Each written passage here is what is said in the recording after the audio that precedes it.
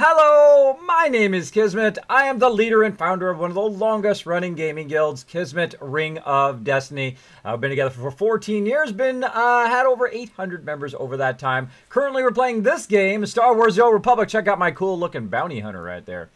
Pretty cool looking, huh?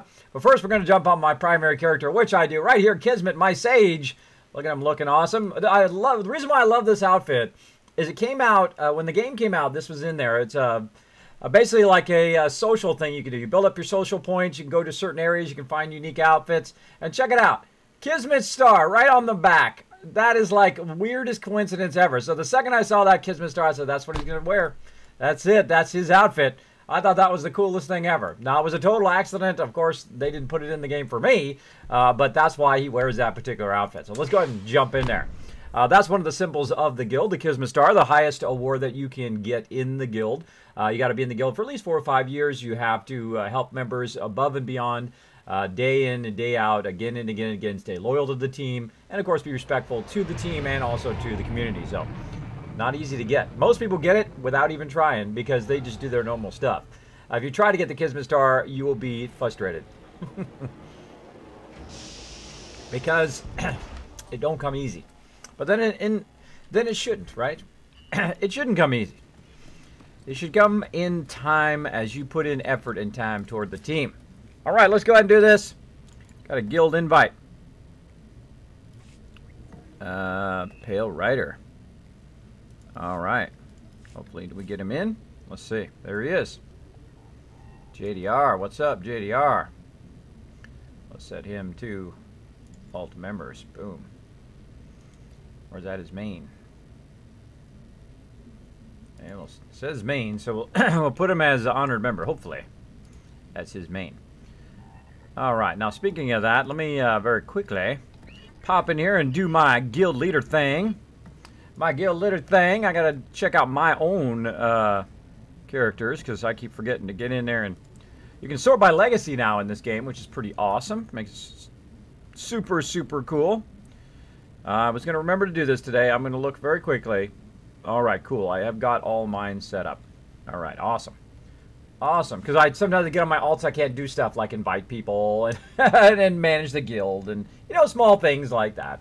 Small things like that. But let's say hello to everybody in the chat here. Who do we got? Hey, we got Kaylee Clark hanging out. Hello, welcome, welcome. We got my awesome mods, Chewy Baka and Sister Wolf chilling out as well. We got Assassin chilling it. Hanging it down in the chat. Thanks, everybody, for being here right at the top of the stream. I appreciate it big time. I'm glad I got all my little doohickeys and whatnots and programs working. They are feisty. They are feisty. So, yes, we're getting going here. Getting going. And we got Invisibility Glitch hanging out, too. He says, me. Welcome, welcome. Welcome to the stream. All right, we're just getting started up here. We got going on up in here. Pausing whatever's going on over there. All right. So, hanging out with my team. Now, Sundays is a weird day. Sundays is one of those days where a bunch of people are on or nobody's on. Same thing with Thursdays. Like, a bunch of people be on or nobody on. A bunch of people have a ton of stuff to do, or they got all their stuff done and they have enough time to play some games, hopefully. Hopefully. All right, so today, again, we're going to start each day with a little bit of crafting, I think. So I'm going to run over here and get a little bit of my crafting going on. Now, on this particular character, we talked about this a bit yesterday, so we're going to start with some crafting today. We started, basically, I had one companion on my other one, so I could send them out, and one person comes back. But as you can see, I have a whole bunch of companions on this character. Now, of course, the higher the influence with that character, the boost that they get to your crew skills, which is what this is, crew skills, which means they run out and they collect stuff for you. Right now you can see my artifice is really low. Now, I can't send them out to fix up my artifice, right?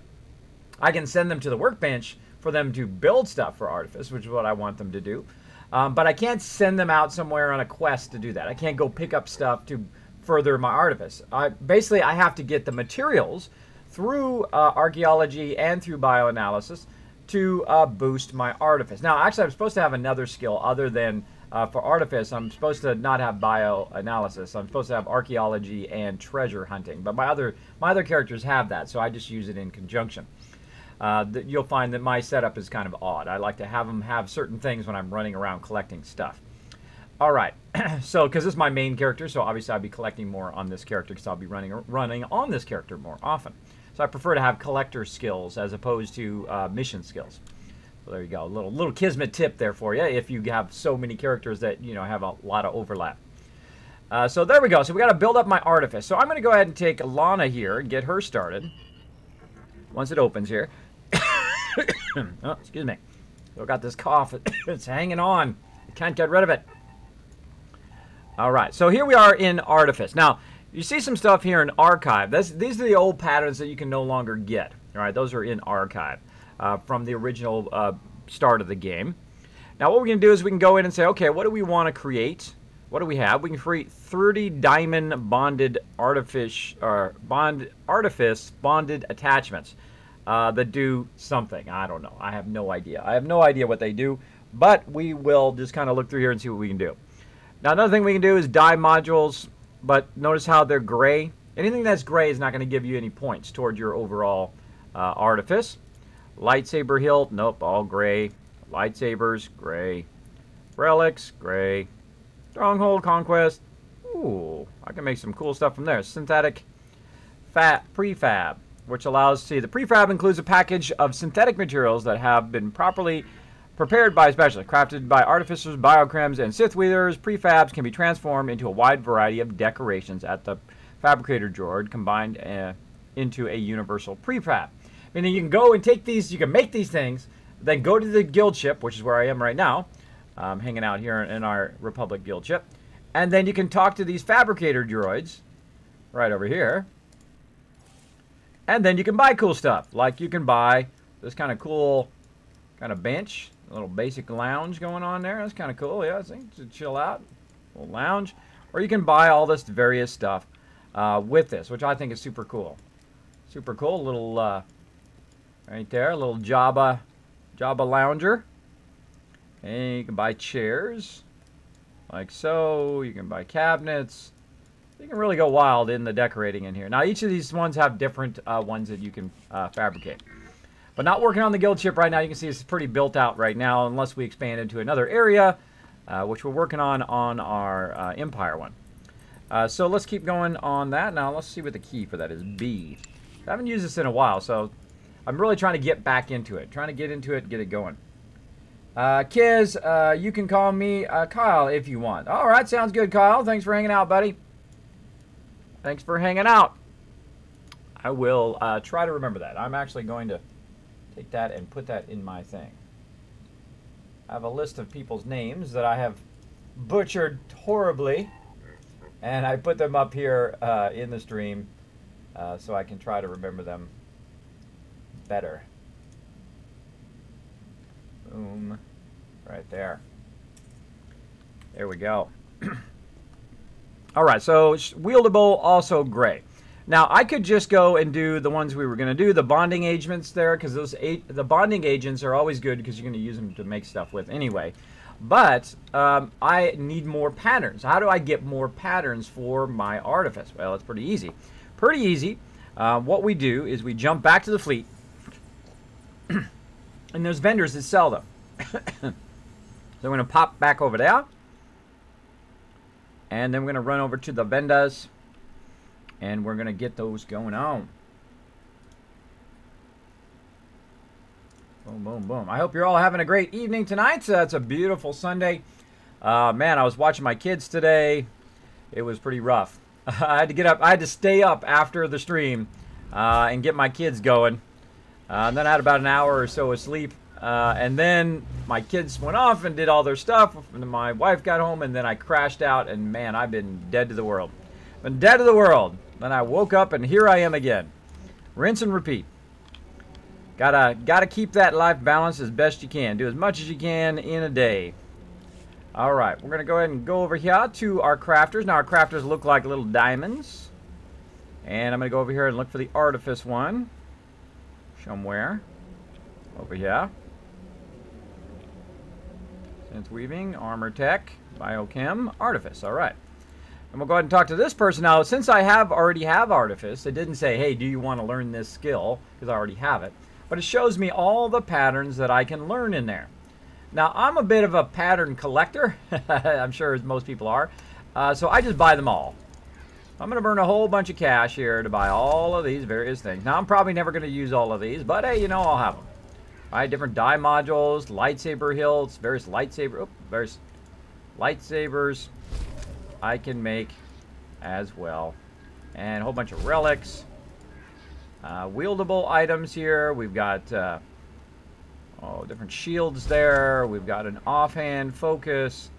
And another offhand generator there. So there we go. I just bought all the ones I could buy for the crafting level I am. Now, there's more of them in there. You know, I can just show all. See, look, there's a whole bunch more in there, but I've got to get level 500 crafting. Now, of course, the crafting may go up at some point, so I'm going to even need to buy those as well. And I've been very behind on my crafting, as you see. Now, if we go in here and we look in here again, now we bought those. Again, we'll go to bonding agents. Aha! See, now I've got some more bonding agents here, but I don't really have enough to craft those.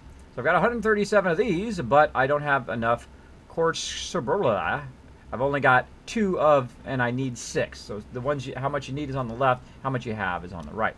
So quartz substrate, you're like, Kismet, where do I get that from? Ah, very good question. You can buy it from the auction hall, or you can just run out here to the vendor. And he's got different crew skills stuff. What can I get you? So right here, quartz substrate. Check it out, 400 a piece. That's a whole lot. But we don't care. We don't care. We got the money. If you hold down Shift, by the way, and drag, you can go ahead and get a whole bunch of them. We're just gonna buy 100. Let's just buy 990. Oh, gotta turn my thing on. There we go. Okay, let's buy 100. Boom. And then watch this as my money just drops 40,000 credits. Boom, just like that. Appreciate your business. And now, let's go ahead and see it again. We'll bring our crafting back up again. Ah, there we go. Now we can make 53 of these bonding agents. Now, before, actually, it was wrong. Actually, it's 2 on the side. Why did it say 0 up here? That's interesting. That was actually a bug. You see that? It had 6 on the left and a 2 on the right. And now that I think about it, actually, this is how much you need on the right, and this is how much you have on the left. I had 6. But I could only, I couldn't do any. Interesting. I shouldn't have to have that on me. Oh, it must be somewhere else that I can't access it. It should be in my shared storage. Let's go see. Let's go test that theory. I'm glad I saw that. Let's go test that theory. Now, it should work through the shared storage. You can put everything in your bank, and you can do what's known as crafting from bank, which is one of the things they invented, which is incredibly awesome. You don't have to go and get all the stuff out of your bank to go and craft, like the old school WoW and Lotro and all of that stuff. You don't have to do that. You can just put it in the bank, go craft, and it just takes it out of the bank, which is the most logical thing to do, because you don't have to be running back and forth the bank every 2 seconds. So you go here to the bank, like so. And then I'm going to go to my, you can notice I've got a whole bunch of crafting stuff here. And it's called Legacy Storage. It works across all my characters, not just my Republic, but also my Empire characters as well. And there it is right there. It's actually in the shared bank. Let's go ahead and put all of that in there. Notice how it stacks up perfectly, 107 now. And then I'm going to go ahead and try that crafting again. And there we go. Yes, okay, now it's working. So a little before, but hey. What can you say? Now I'm going to go ahead and tell her to craft a bunch of these up. Shouldn't prove difficult. Yes, I can do that. All right, so I just queued up about 5 of them. That's as many as she can do. They can do 5 things. It's going to take her 1 minute and 39 seconds each one. Now I'm going to get my little Ewok buddy here next. Now I can also flip up this menu down here at the bottom. I just click on them over here for some reason. I don't know why. And there we go. And we're just going to walk down the road here. Nothing less than perfection. Tell them all to do that. Because it's yellow. See, it's yellow, so that means I can make a whole bunch of them before it goes down into gray, and then I can't do any more.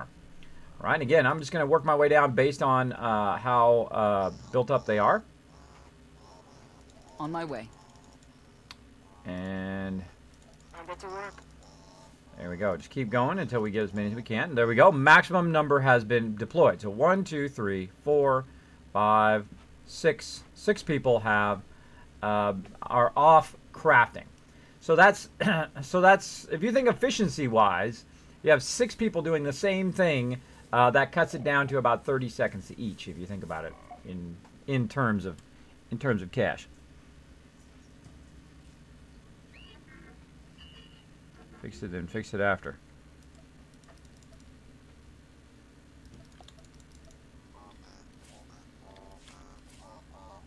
What did you fix?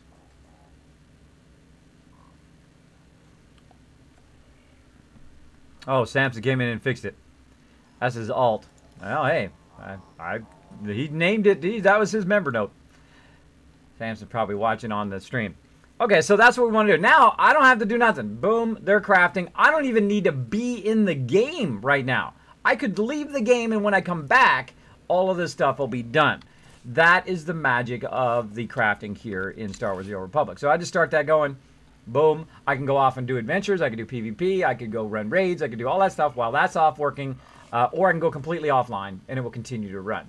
And it will continue to run in 2 minutes. The first one will be done. Then they'll go on to the next one, on to the next one, on the next one, which is really great. It doesn't just do one, and then when you come back, you have to wait for the other ones to go. It'll do all of them while you're completely offline, which is a great thing to do this when you first come online and also when you are about to go offline. This way, it's all working offline while you're not even around.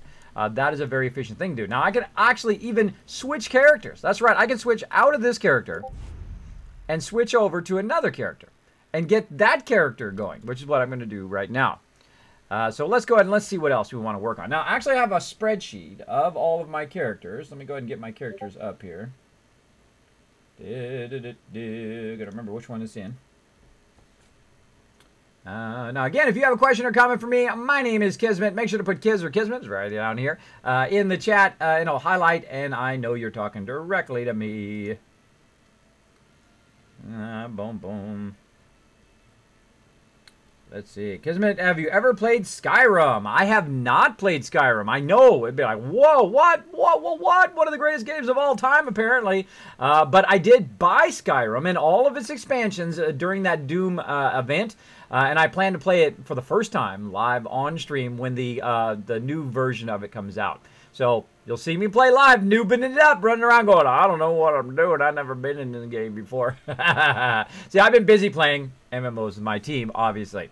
All right, so I've got to get my characters up so I know what the heck I'm doing here. What I suggest to do, if you have a lot of characters like me, no matter what game you're playing, is to get a spreadsheet of what all your characters are doing.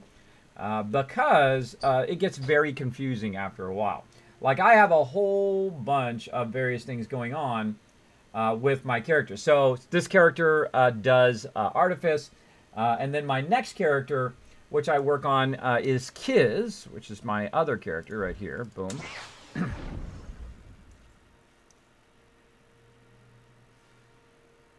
Right here.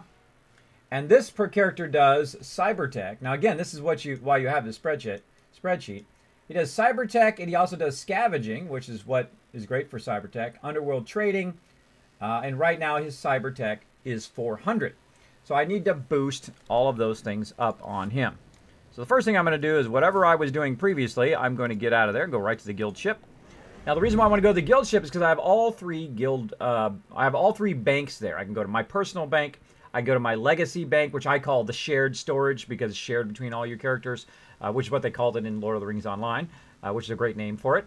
And then, of course, the guild bank, if whatever I have some stuff I just want to throw in there for the team, I'm right there as well.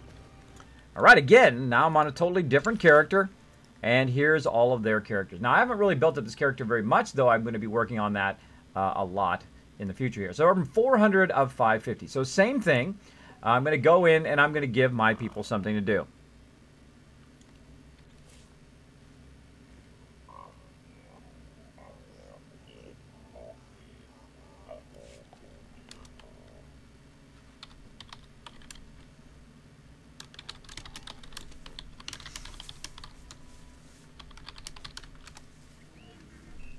All right. Let's go ahead and let's see. Let's do some underworld trading on this guy. Let's try to build that up. Now, underworld trading in this case is a mission thing. So there's certain mission skills, there's collecting skills, and then there's actually crafting skills. There's 3 different types of skills, okay? So crafting skills is you just craft stuff. You make stuff. Like Cybertech can actually make some pretty cool stuff. Pull that up. You can make space stuff, like different missile magazines for your actual spaceship for the space missions. He can make grenades. He can make different gadgets, like actually speeder bike. How cool is that? He can make his own speeder bike. And also he can make different things like relays, earpieces, all that kind of cool stuff in here as well. Now, same thing with this guy is he needs to go get his latest patterns if I was going to do that, but I'm not going to do that for right now. I'm going to work up his other skills first and then come back to it.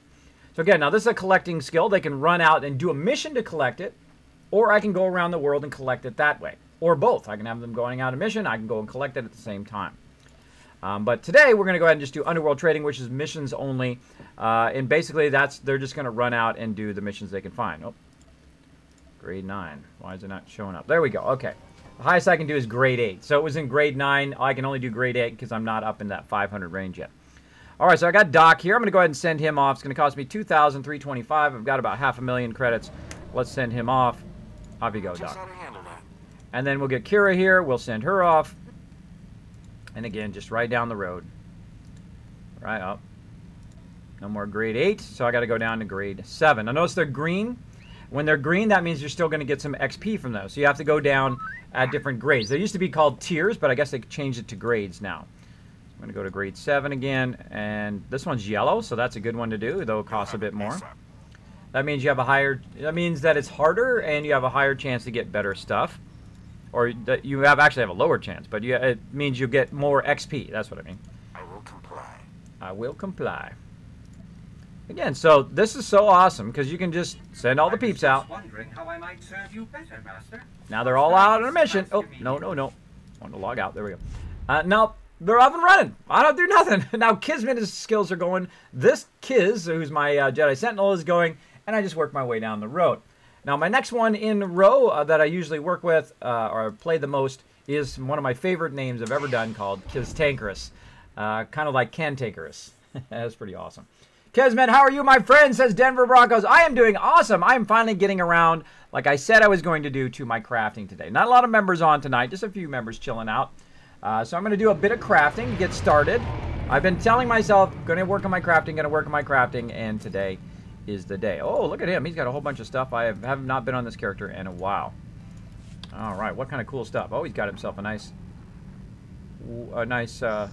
thing there, and various little robots. And bummer, that's bound to me. All right, well, if it's bound, I'm just going to use it. Now, this is my trooper, one of my favorite characters, my alt characters play, but I haven't even got him to 65 yet. I think I'm going to play him today. I think I might do that. All right, same thing here. Let's go ahead and check out his crafting. Now, his crafting should be armor tech, slicing, and investigation. Now, look at his armor tech. Oh, my gosh. 1. That is not good. That is not good. He's at 1. But let's go ahead and work on his collecting skills, especially your mission skills. Your mission skills you should probably work on first. Now, the reason why that is because you want them to do better and better missions and get higher and higher. See, that still has a tier, right? Like, I can't go up to grade 9 or 8 because I'm not high enough level. See, now your collecting skills, they took that limiter off.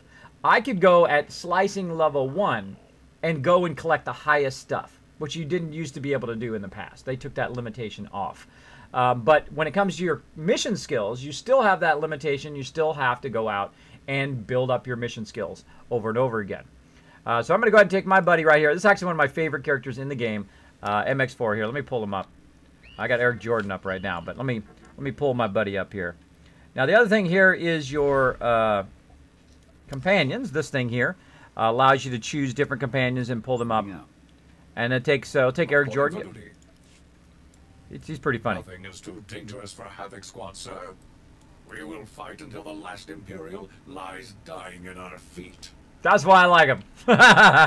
All right. I got a little mini version of him right there, too.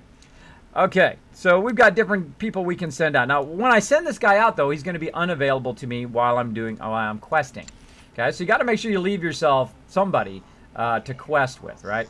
So I'm going to actually start from the bottom, work my way up. This character actually is more built up when it comes to missions. All right. So I'm going to send him out first. And now I'm out of money. Hold on. We need to go to the Bank of Kismet. We'll be right back here. We'll be right back. I call it the Bank of Kismet because all my other characters rely on, of course, my primary characters that I play the most to kind of finance them in all of the stuff that they're doing. So in this game, you don't just have a shared pool of money, which is what you should have.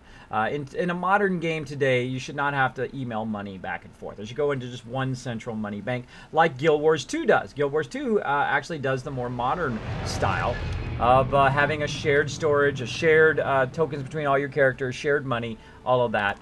That is a more modern style MMO. Because it's kind of annoying to have to switch back over here.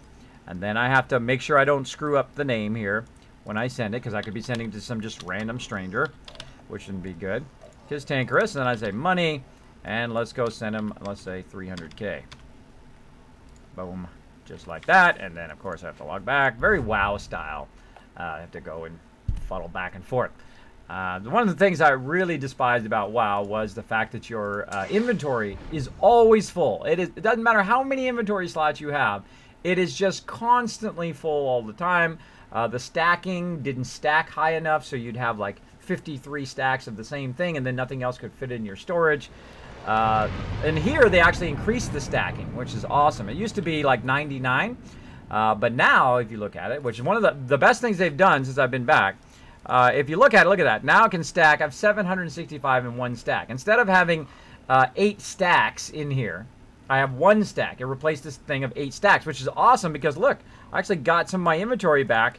Look at that, through in multiple of these by combining all of those stacks now. So if you are just coming back to the game and you had a bunch of crafting stuff before, take it all out into your inventory and then put it back in there, and it'll auto stack it all the way up back in the game. So I thought that was pretty awesome. Pretty awesome change in the game. So big ups to them. All right, there's that money. I'm going to take that money. And now, again, we will send them out on some missions. So this is the fastest way to burn all of your money, by the way, is to very quickly send them out on missions, and then you have no money. I've had millions in credits and then started to do crafting, and then just watch that millions, boom, disappear, just like that. Now I'm going to leave Eric Jordan because I'm going to use him later on. So I'm going to go ahead and go down here. Notice I've got to switch the level there.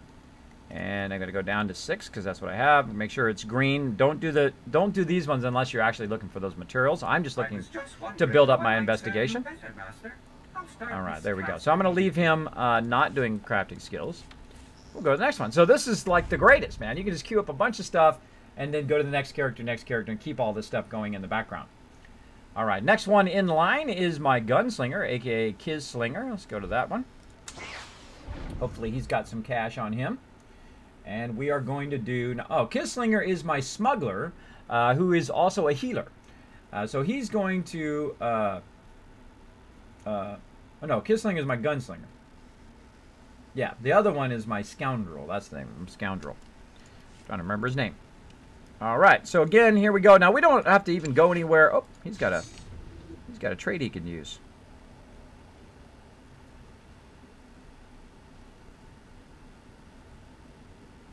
Oh, defense screen.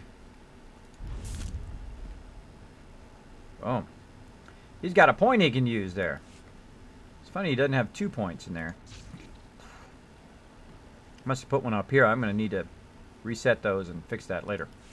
Reset them and fix them later. All right, now this guy, I obviously have not done a lot of his questing, a lot of his storyline, because look, he's only got 2 companions, because I had restarted some of the quest line, and of course, boom, he does not have his quest line all the way up. So I've got to get him going. So the only 2 people I can use is these 2 people. Now scavenging again is a collecting skill. It doesn't have a limiter on it. I don't need to build that up to 550. It'll just build up over time. I can go and collect the highest level stuff I want, even at being at level 1. Right, so the other 2 things we want to build up: synth weaving, which is making outfits, and treasure hunting. So I'm going to go ahead and send him on treasure hunting. He's got 550,000. I think he'll be fine. I'll send them off. Go on. Again, now, so I got to do some storyline on him. Got to do some storyline on that character. Let's see. The Raven Raptor hanging out. Hello to you. I said, hello, Kismet. Thanks for hanging out on the stream. Kismet, can you choose your own race or character in this game? Yes, you choose what race you want to do. Now, most of my characters are cyborgs. Now, why are they cyborgs? Well, my mini RP. I'm not a big RP player. You won't see me play hardcore RP where I never break character. I think that's fun if you're into that, but it's not my kind of fun. I like to be able to fool around in real space, right, instead of RP space. But I big shout out to RPers though, because that is very involved, very involved. So my small RP is there is Kismet, who is my human, who is the original that they cloned him from, right, and then they created all of these matches. Except for when they tried to make them evil, their inherent goodness overpowered them, and they do nothing but light side choices. So that's my RP. So you will see that most of my characters look exactly the same. Oh, you can't see. That one actually is the only one that looks different, but you can't see. He's actually a Chiss, which you can see right there by his chin, is blue. The only one that looks different. All the rest of my characters look very similar. Isn't that weird? That's what happens when you clone the same person. Now, there's one that's different, which is one of my bounty hunters. And then I think Guru might be different. Is he different? No, he's the same. Yeah, I think that's my only one that's different. So that is my mini RP for my story. See, even on the Empire side, they all look the same. See? This way, everybody knows it's me as well. Now, you can see I've got a couple of these with this little symbol here. It says versus, dark versus light event that's going on right now. I've got a couple of those that I need to build up to 50.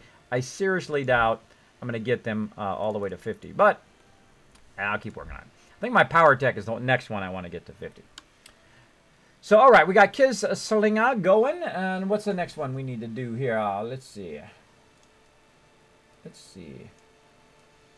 We need to do Guru. Speaking of Guru, let's do him.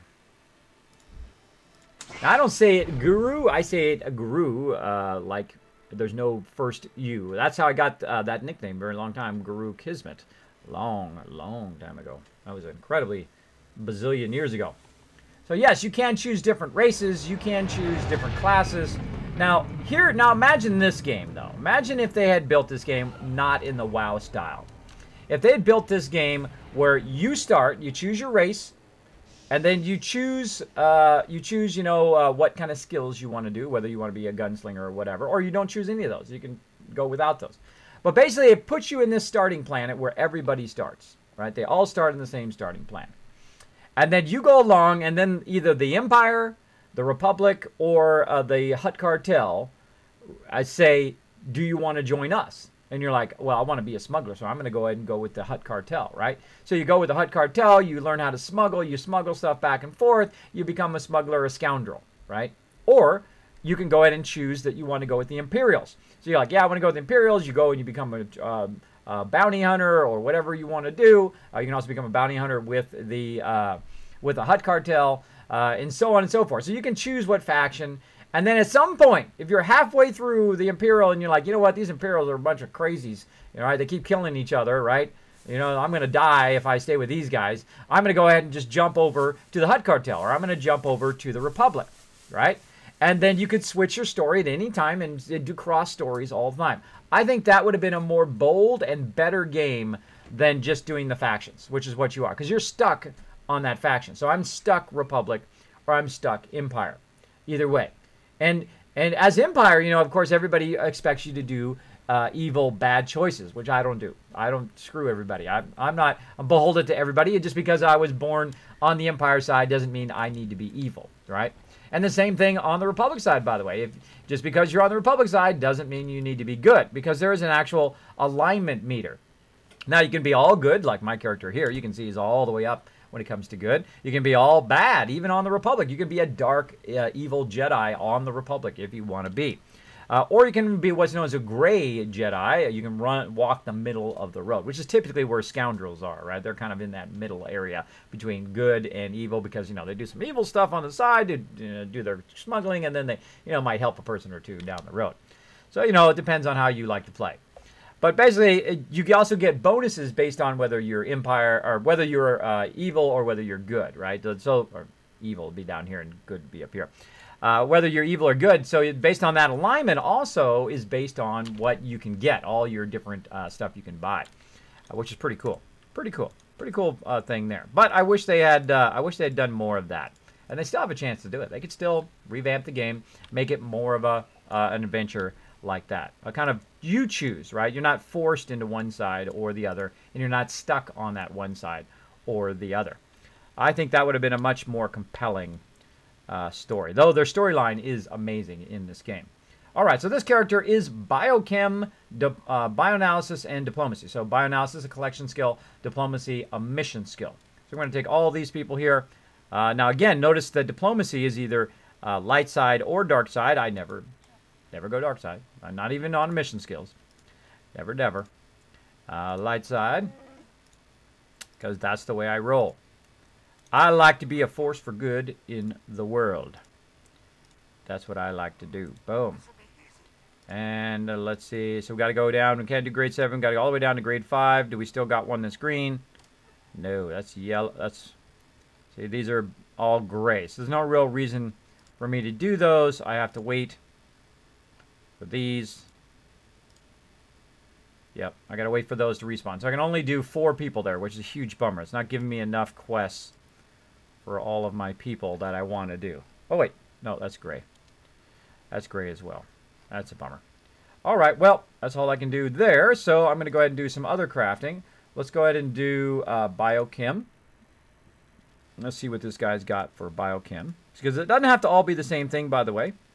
There's some cell graphs that we can do. Let's go ahead and have him craft a whole bunch of those up. And same thing here. So you don't have to do the same thing, by the way. You can have one person doing biochem, the other person doing diplomacy, another person doing bioanalysis, going and collecting your stuff, and so on. Now, for quest missions for bioanalysis, I want to make sure, I almost forgot to mention this. For quest missions for bioanalysis, right, for collecting skills, that still has a limit. It still has a limiter. Let me actually cancel this here. You can actually cancel those. If you go into bioanalysis, see, I can't go grade 8 and grade 9. If I'm running around the world, I can pick up the grade 8 and grade 9 stuff. But if I want to send my companions out to collect that stuff via missions, then you still got a limiter on it. Meaning that if you have 427, I can only do grade 7, right? Then when I get to 500, I can do grade 8 and so on, grade 9, as I go up higher and higher in bioanalysis. So that still has a limiter to it. So I forgot to mention that. Now you know. Now you know. But I'm going to go ahead and put him back again into those cell graphs. Now the nice thing about these various things like cell graphs and whatnot is those are stuff you can reuse later. There we go. Oh, and I don't have enough to do any more of those. Let's see what else we got. Anything else? Stimulants. I think that's all we can do. All right. So there we go. So we've got all those going. Now when we come back, that character will be done. And you can just kind of switch through all of your various characters here. Let's see. All my other stuff. And I think those are my primary ones. Artifice, Cyber Tech, Armor Tech, Synth Weaving, Biochem, and let's see. Oh, I don't have an Arms Tech. I don't have an Arms Tech. All right, so we need to get an Arm Tech going on.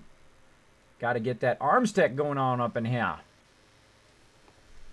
Okay, so who do I not have doing crafting? I have my new characters that I created. Guru Kismet here, who's a 40 Jedi Guardian.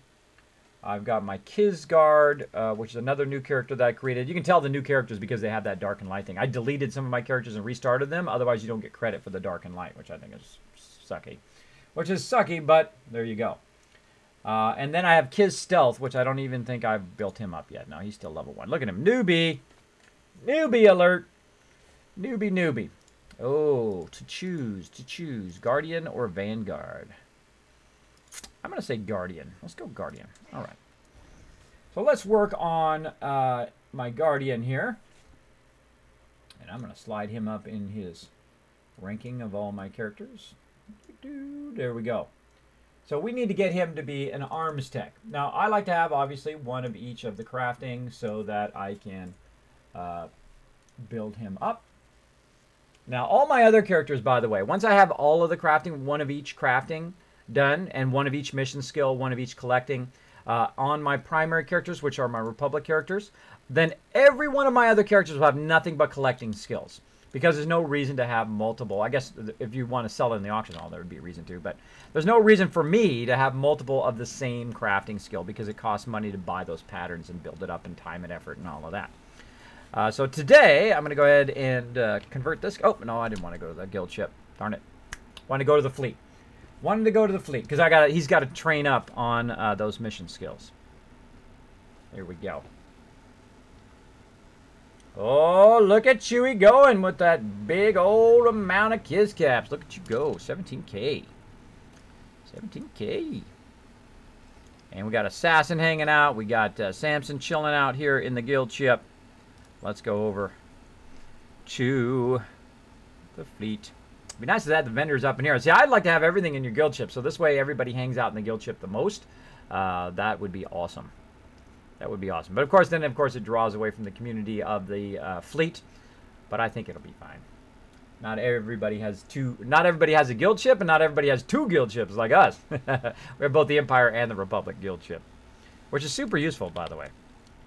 All right, again, we need to look for those diamonds. There they are on the map. And I'm going to just jetpack over there.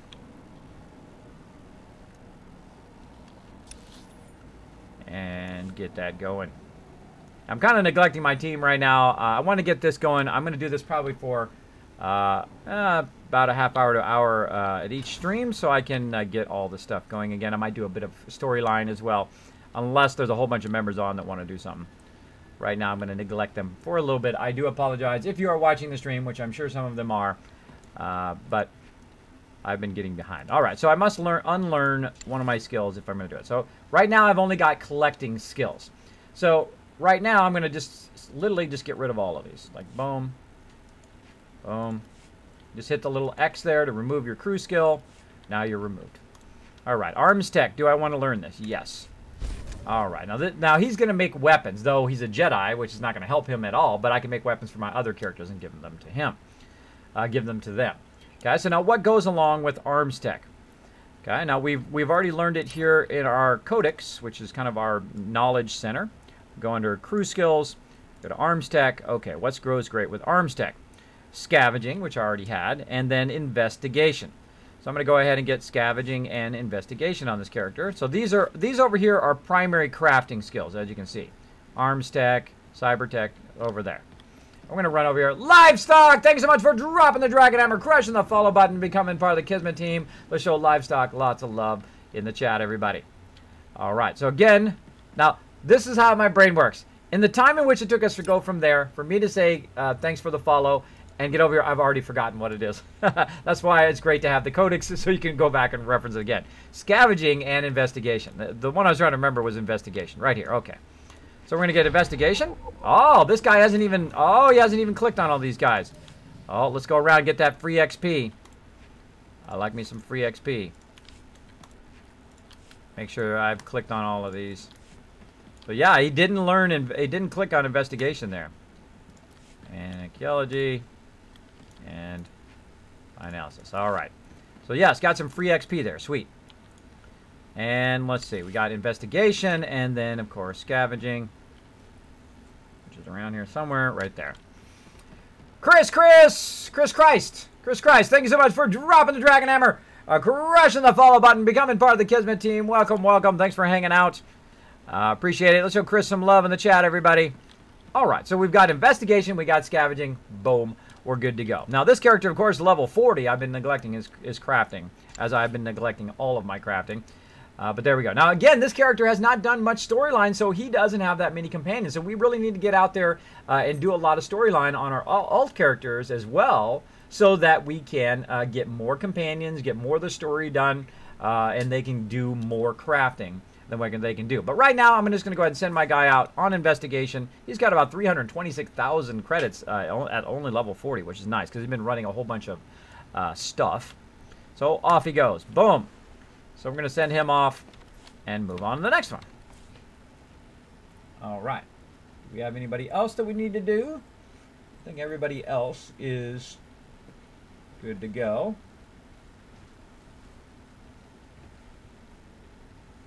All right, and actually I need to put what he is here. He's arms tech, scavenging, and investigation. Now, by the way, if you notice that I learned those in a certain order, let me go back and say that again. I learned those in a certain order, right? I learned arms tech, then I learned investigation, scavenging. But notice how it puts it in this order.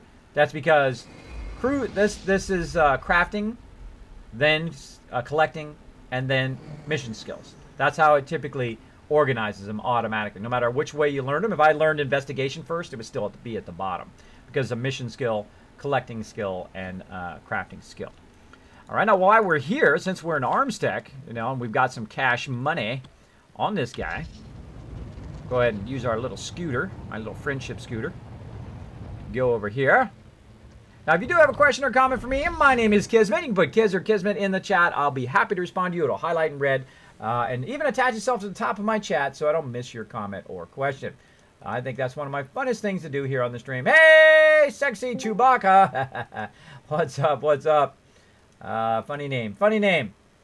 There we go. What's this stream about? Well, the stream is about hanging out with my team. I am the leader and founder of one of the longest running gaming guilds, Kismet Ring of Destiny. I'm playing some Star Wars The Old Republic right now. I do a lot of different things in game. Typically, I'm off doing stuff with my team, but today, not so many people on. Oh, well, some people on now. You can actually see them right up there in my Discord overlay. And I do a whole bunch of different stuff. PvP, raiding, we do a whole bunch of group stuff, heroics, and in this case I'm doing crafting, which I have not done crafting in years and years and years. We played the game at the very beginning. We had about 300 members at the very beginning. I got to go to the Guild Summit. How cool is that, right? Out of only about 100 people that got to go, out of thousands and thousands that applied. Very cool. Met a lot of awesome people who work for BioWare. Met a lot of awesome people in the community as well. A lot of awesome guild leaders, which I really like. That's probably my favorite part. Oh, there we go. He's already done with his first mission. Awesome. And then again, we'll just send him out again. Right there. As long as we got the cash, we can do it. And we'll go to the Armtex guy, and he's probably got a bunch of patterns we can learn while we're here. Let's see. Let's see. What's he got? Yes, he's got a whole bunch of patterns, but I can't learn any of them yet until I am level 30 to learn that one, and then 110, 190. As you can see, as I go up the rankings here, I can then learn those. So I've got to really work also on that arms tech build-up as well. Now, I used to have an arms tech before, because I know I had it all the way maximum, or 300 back in the day. So here's some stuff right here he needs to craft. Now, he's missing some conductive flux, so let's go get some of that while we're at it, so that we can craft that down the road so we don't forget about it later. So the crafting in here is very easy. Whenever you see the white stuff, when it's white, you know that's pretty much like just something you need to buy, right? The conductive flux. Now, you can also get it from the auction hall, which is sometimes cheaper. And there are some of these components you can actually craft as crafters, right? And you can craft it for each other and use it together. But I'm just going to hold down Shift, click on here. I have plenty of cash, so I'm just going to say 100. I'm going to split that stack, and boom, I just bought 100 of those instead of clicking on it 100 times. So using the Shift key to do that. So boom. There we go. Appreciate your business. Now when I go into my crafting, voila, arms tech. Now, by the way, you can click up here. Most people don't know that you can click actually up here. Even when these things are busy, you can click up here to see what your patterns are. Kismet tip for you. Kismet tip for you. There we go. Now we can do 50 of them, which is going to boost us up. Now, every single one of these doesn't count as 1 point. Sometimes it counts as 2, 3, 4 points based on what this color is here. If it's gray, it counts as nothing, usually, unless it criticals. If it's green, it usually counts 1 or 2 points, and then if it's yellow, sometimes it counts as much as 3 points or more, depending on if it criticals or not. So you can very quickly, by using all the yellow ones, build that up. All right, so I'm going to give him another 17 seconds, and then we're going to tell him to do a whole bunch of these other components. So Kismet, this is the question you're going to have. Kismet, what is the most efficient way to do crafting? Well, if you're not going to be around to keep this going, the most efficient way is actually to build up your actual crafting itself. Because the reason why, I'll show you right now, is because you can literally go in and queue up a bunch of things. Instead of just taking 2 minutes and 15 seconds it's going to do 2 minutes and 15 seconds of work. It's actually going to go, and if I have these components here, it's going to go and do 28 seconds. 28 seconds, that's 1 minute, 2 minutes, and 30 seconds. It's going to do 5 things instead of just 1, which is usually more useful because it's going to build up your crafting much faster because you won't even be around. It'll just be doing it. And then as it builds up, it's going to take longer and longer. So then sometimes you'll queue stuff up that's going to take like an hour, 2 hours worth of crafting, and that's the most efficient way to do it. All right, you can see he's going to be done. Boom, and then we'll watch it go up here. Boom, we got 5. Well, actually, we got 4 points because we started at 1. So we got 4 points on that because he did an awesome job on it. So you can see now that's going to go, if it does the same thing over and over, that's 4, 8, 16, 12. I mean, 4, 8, 16, 21, et cetera, up the road there as it goes. 16, 20. 20, then 24, then 28. I do's math good. And as you can see, it's going to drop right here and then stack in my inventory. So there we go. That's a bit about mission skills and how incredibly great they are in Star Wars: The Old Republic. An incredibly great job they did on crafting. All right, so we've got him going. And now what I'm going to do actually is go back to Kismet here.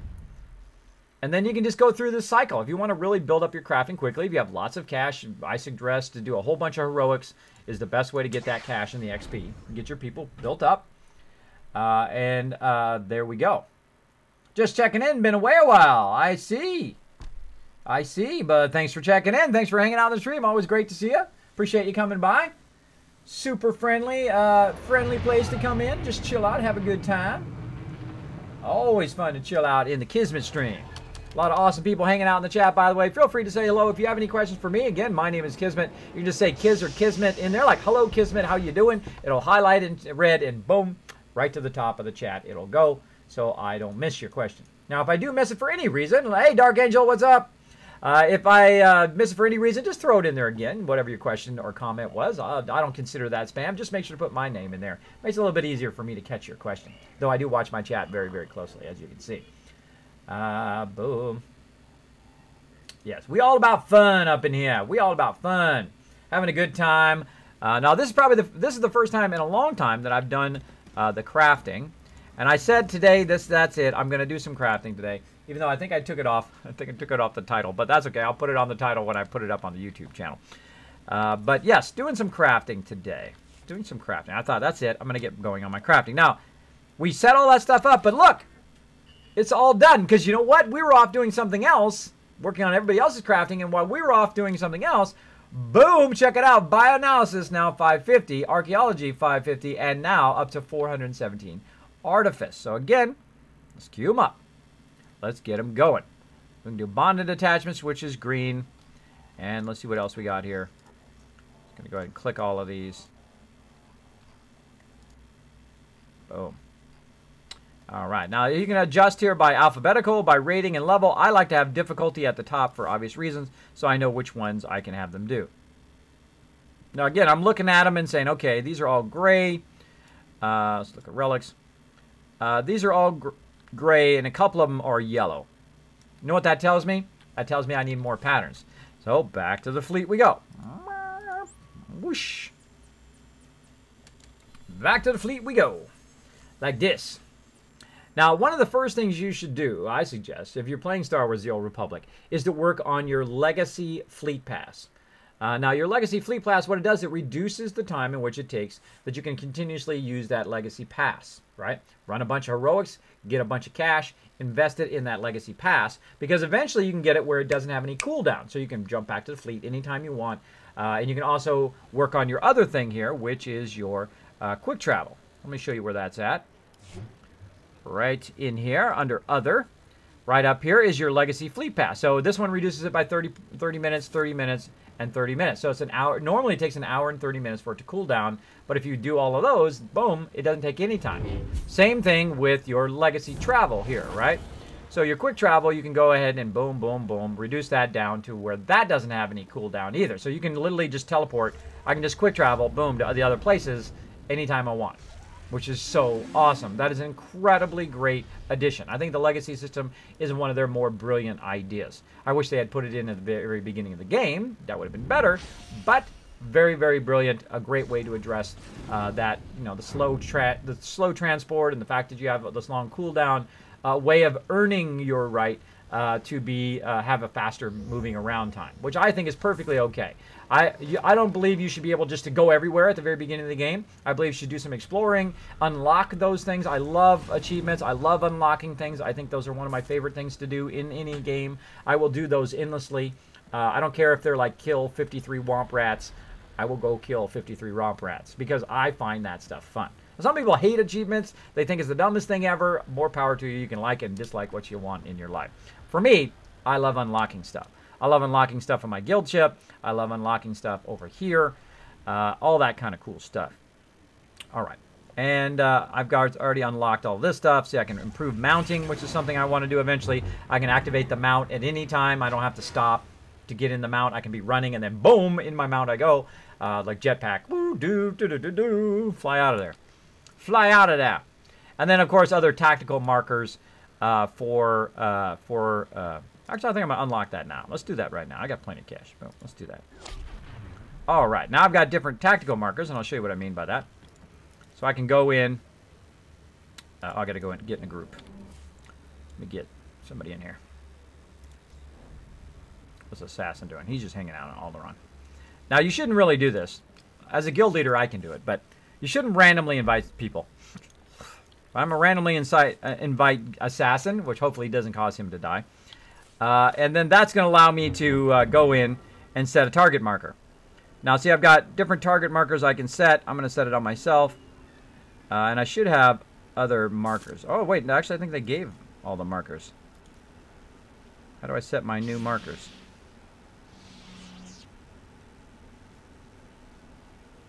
I thought it was right in here.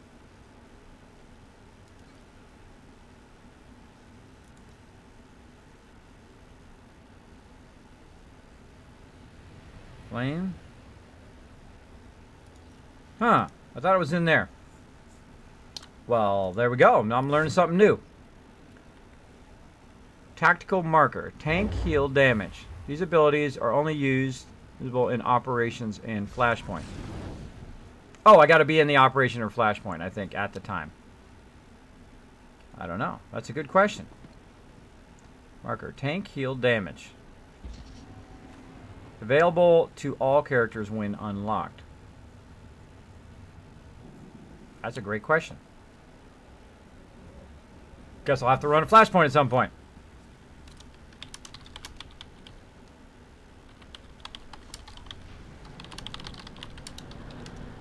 I say thank you to Assassin there, who was man enough to help me out there. So I'd say thanks to my members. You guys can't see it, but it's behind me here in my chat.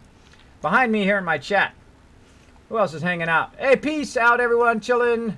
See ya, Kyle. Thanks for hanging out, buddy. Boom, boom. Oh, no, I died, Kismet. Ah, sorry, Assassin. Sorry, bro. Didn't mean to make you die. Thank you so much for that help, though. Appreciate it. I'll have to figure that out. See, that's my favorite thing. You guys know it's my favorite thing to learn new stuff. I love learning new stuff. All right. So let's keep going with our crafting fun here.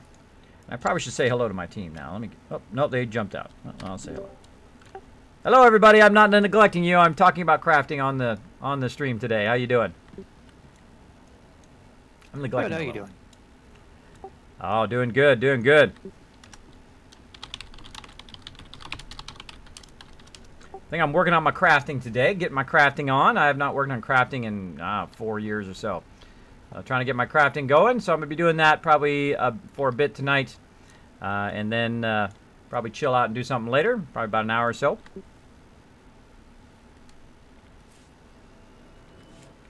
Sounds good. And when it's slow on, it's very rare that it's slow on the team. It's usually on a Sunday or a Thursday. And then I try to sneak in some storyline or try to sneak in some crew skills, which normally you don't have time to do. Because normally I don't have time to do because my members all want to do something, right? Which I find more fun than doing this anyway. But you still got to get the you still got to put in the time to do this if you want to build this up. So again, let's get Lana working here. So we had to come back here to the fleet, and let's go and learn some more of them crew skills. Again, this is a very expensive thing to do. It's very costly in the game. So you don't want to do it lightly. Oh, I went to the wrong one. You don't want to do it lightly because it will burn all of your cash. But it is very useful in the game because you can build some really nice stuff over the line. I think it's probably the most useful crafting. I notice he's got a plus over his head saying that I can learn more stuff. Now, it doesn't show here in the thing like it would with the trainer. Oh, the trainer actually down here. Like it would with my trainer down here, would show a plus. It doesn't show a plus over here. But if you get right up on him, you can see there's not a plus here. But there's a plus here, meaning there's more for me to learn. Again, we'll go ahead and Learn all of those. Burn all of our cash. Like so.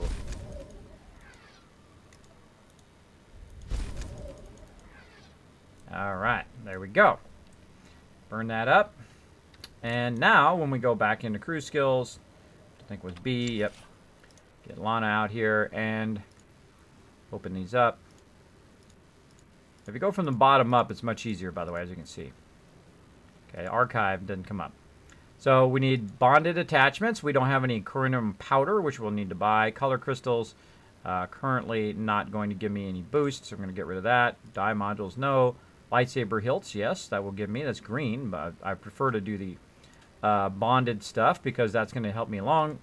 I can actually make lightsabers, which right now looks like a level 51 lightsaber at my crafting level. Relics, I could make those. Oh, Dark Project, what's that? This data cube contains top secret research concerning the production of Galaxy-class weapons. Dark projects can be exchanged for special decorations or powerful tools on conquered planets. I did not know that. I just learned that. Cool. Cool stuff. So this is part of Strongholds and Conquest. So neat stuff there. And Rainbow Gem Asylum Force Shield. This is a kind of for a tanking class. And then, of course, we've got a focus one, which is focus power, more for DPS there. And then some of these in here somewhere are also for healing class somewhere. Forget what it's called. See, now the notes are called Force, Tech, those different things. That should give you an indicator. Generator would be more tanking or tech power. That's more for a trooper or a bounty hunter.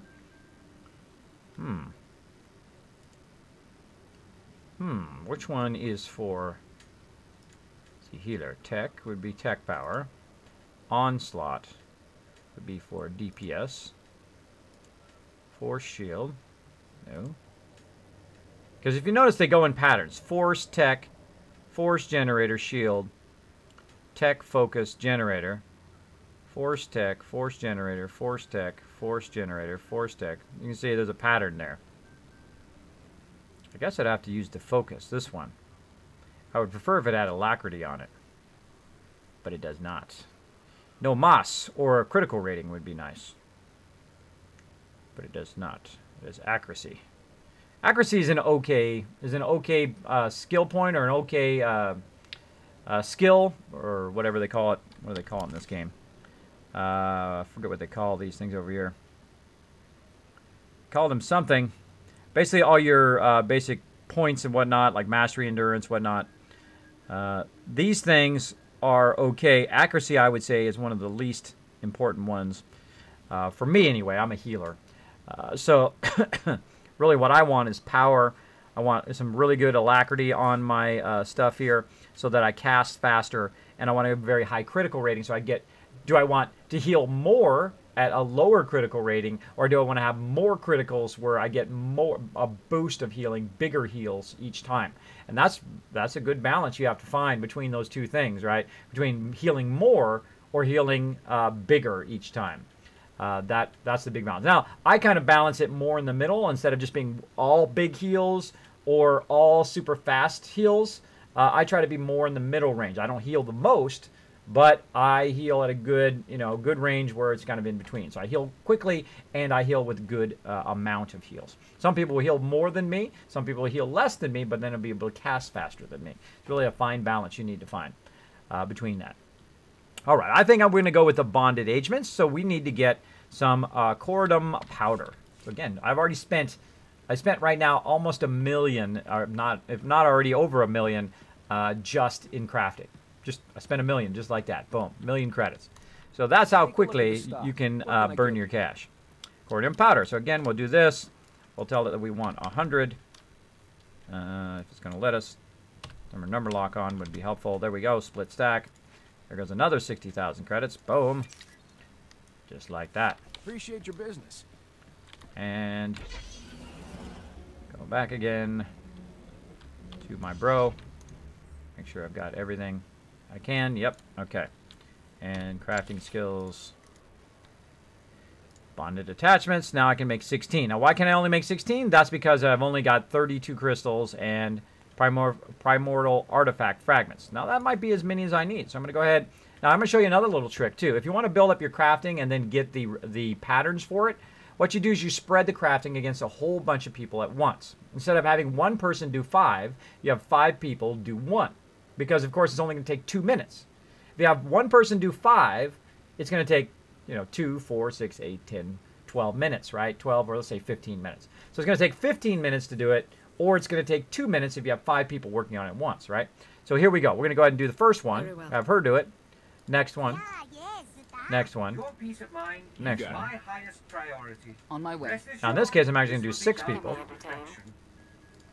All right, so we got all 6 of them do it. It's going to take them 1 minute and 48 seconds. Now, 1 minute and 48 seconds, we're going to make a note of where we're at right now, 417. And we're going to see where we're at. Now, I bet you I'm going to go up enough to buy some even more nice patterns, get even more yellow patterns to go up to the next level. Now, of course, I probably want to burn all of this stuff I just bought so that I very efficiently use that up, because I'm probably not going to use it again because it's at a very low level.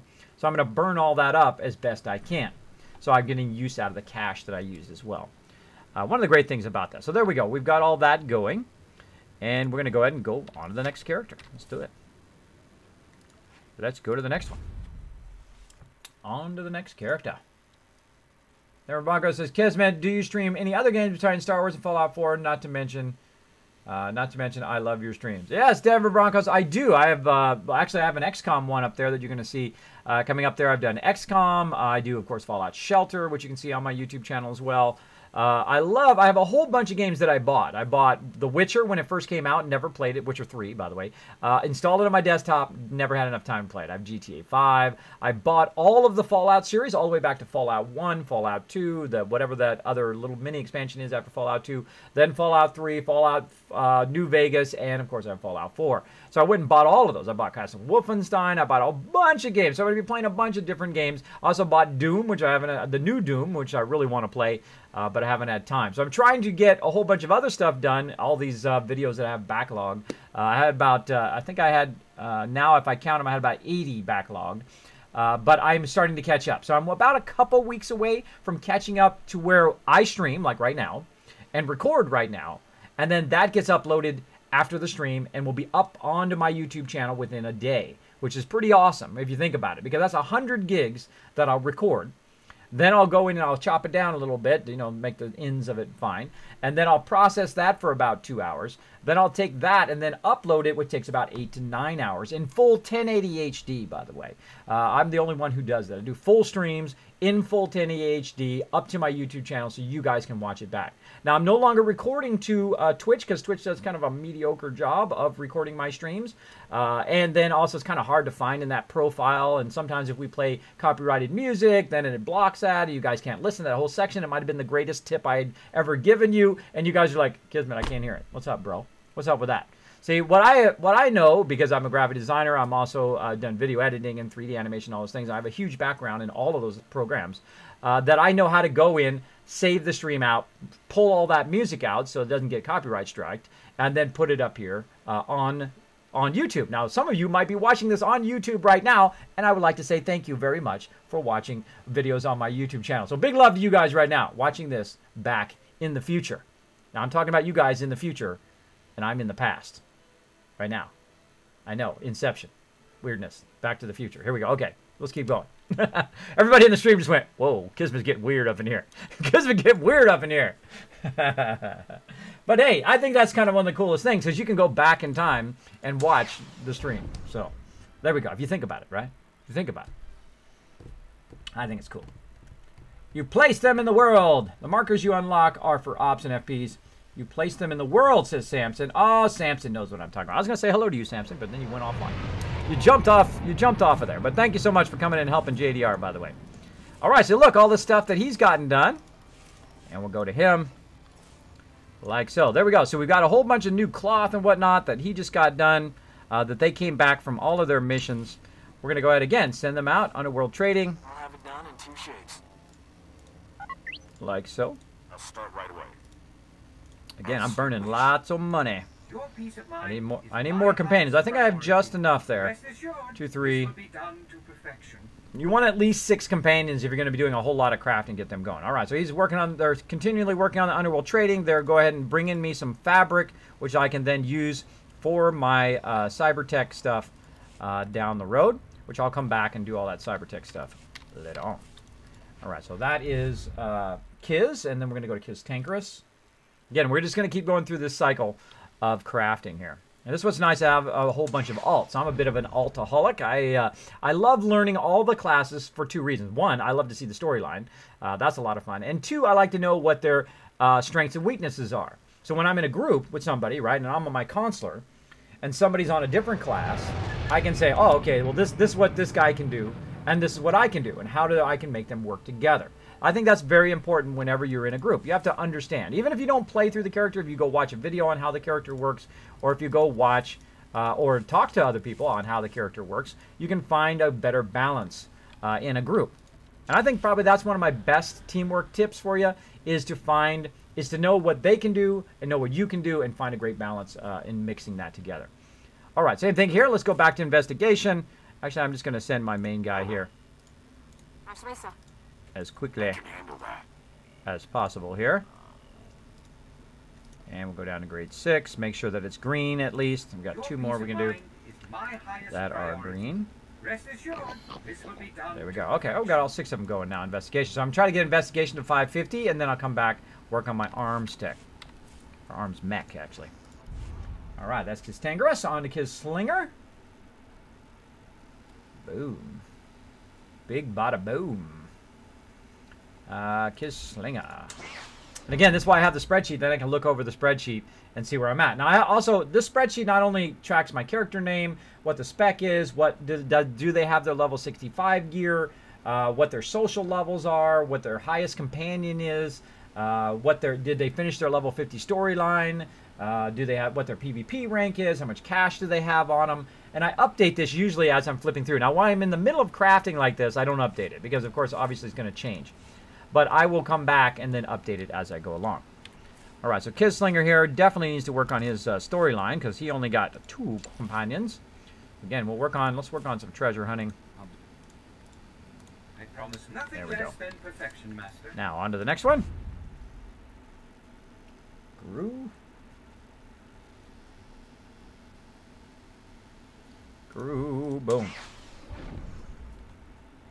Now, I've been building up cash toward this. Yeah, I think of all the stuff ahead of time. I'm building up cash, building up cash, building up cash, and now I'm working on using that cash to my advantage, building up all my crafting. Now, my members probably already have max of all crafting, but of course, it's a bit more inconvenient to go and give them all the materials, wait for them to craft and get it back to you, but it's always a good thing if you don't want to do all the crafting, or not any crafting at all, is to enlist your guild members to help you. Now, the reason why I do crafting also is so that I understand about crafting and what needs to be done. All right, so again, we're going to go ahead and send them out on all light side things. Now, it actually affects your light side, dark side, by the way, based on which one of these you choose. So if you do some dark side stuff, you're going to get some dark side points, which I don't want. Sure, I can do that. I don't want any dark side points. All right, so we got that going, and then we're now in our gray quest, so we're going to go ahead and actually have them do some biocan here. And cell graphs. We're out of cell graphs. We're out of cell graphs, so we need more stem plugs. Let's go ahead and find. I don't know if we have one up here. We have a crafting guy. Crafting merchant. Let's go find out. Oh, this guy doesn't have his. He doesn't have his thing there. Ah. Let's go in and give him his mount in the right spot. This guy was obviously doing PvP on because he's got his PvP stuff there. Here's my rocket boots. Decoration merchant. Apparently not. I think there is a merchant that you can put on the guild ship now that I think about it, which is crafting materials. I don't think we have here. That's okay. We'll go back to the fleet. Now, the trick thing to do is just to sit by the, if you're doing a whole lot of crafting, is just sit by the crafting vendors, right? Because this way you can buy crafting materials that you need, right? Some of the base materials. or you can go and buy the patterns that you need, so you keep your crafting kind of scaling up as you go. Keep it scaling up. You needed food. Ah, no problem, Samson. Go enjoy some food, man. Hello, Dark Slide. Thanks for hanging out in the stream. We're doing crafting tonight. Crafting. I should actually change my stream title. I put cash in Team Fun. I guess it's spending cash. I guess spending cash would be a good one. Spending cash. Crafting. And Team Fun. There we go. Let's do that. Spending cash, crafting, and Team Fun. And again, we're heading back over to the crew skills. Again, if you're doing this a lot, you might as well just park them over here. Because you're going to be constantly buying those various skills. Alright, here I am. And we need to buy some biochem skills. Look for a biochem dude. Just know all these by heart. But not anymore. So there, he's got a plus, so we can see that he needs more. Again, we got 61,000. Watch how quick my money goes, right? Here it goes. Bye-bye money. Now, you don't necessarily have to buy all of the patterns. I do, but you don't necessarily have to buy them all. I'm just that kind of collector kind of style guy. There we go. I'm out of money. Out of money just like that. Then I'm like, oh my gosh, I could make all this other stuff. But that's okay. I'll come back, get enough cash for all of that stuff later. But what I really needed to do was just buy the stuff that's going to actually level up my character, which is typically the first thing that you want to do. Right? Your cell graphs or whatnot. In this case, so my cell graphs right here. Now I need some nerve splicers. Now here again, weird 0. Notice it says 0 out of, even though I have 15 of 2. So I'm going to go ahead and get out of there, load that back up again, and see if that fixes it. There we go. That did. Okay, so it just kind of bugged out because I had just learned the patterns and I still had the window up, so I had to close out the window and redid it. That's a bit of a bug there. Bit of a bug, but hey, no game is completely bug-free. I consider that a very minor bug. Very minor. Take a look at the stock. What can I get you? All right, and again, what did we need? We needed some nerve splicer. Now, this guy's my, I consider to be one of my primary crafters because he's doing biochem. Biochem is where you build med packs and stems and all of those things that are super useful in raids. So if there's anybody I need to build up, it is this guy right here. And this is my scoundrel as well. He's my healer. He's only level 60. I really need to get him to 65 and get all of his questing done. I would say of all the characters I use, it would be probably Kismet and this character primarily for healing and whatnot. So nerve spicer. So we're gonna. I've only got 800, so I can only get one. Appreciate your business. So again, off we go to the Bank of Kismet to send some more cash over. Actually, I can go to my sniper. Now here's a cool trick before you, by the way. On my Empire side, I have my sniper here, who's typically the ones I run heroics on, right? He's the one that's going to build up the most cash the quickest because he's a main DPS class. He's a very high DPS. I can literally just mow mobs down big time. Especially if you have 4 snipers and you're running heroics, you can get them done in just minutes because you can just like AoE, everything's dead, which is awesome. So this guy's going to have a lot of cash on him. Got about 1 million on him. Now, he does not do any crafting. He doesn't do any crafting at all. Other than collecting, right? He does collecting. He'll go through and he'll collect from archaeology, bioanalysis, slicing. So he can go in and collect crystals. He can collect dead animals and whatnot to get very crafting materials, and also he'll find money and whatnot as he goes around. But really, he has no other purpose other than doing heroics and, of course, helping out in occasional runs. So I'm going to go ahead and take him back to the guild ship here. There's our other guild ship on the Empire side. And I'm going to take his money, and I'm going to send it, actually embezzle it, if you think about it that way. I'm going to embezzle it over to the Republic side, to my Republic characters. Now, again, it'd be nice if this was all in just one big pool, so I didn't have to switch over, take the time to load into the guild ship like this. And then, of course, I have to mount up and run all the way over here to wherever there's a mailbox. And again, go in here and compose, send it to Guru. Like so, and send. I just put 2 little cash things on there, and I'll just give him 500,000 credits. Boom. There we go. And that's it. So I sent him. Now I'm pulling from the bank of my sniper, Right, and it'd be better to have all that money just pool in one place because I don't have to switch. The switching stuff is very old school WoW, like from 10 years ago, 14 years ago. Very long time ago. All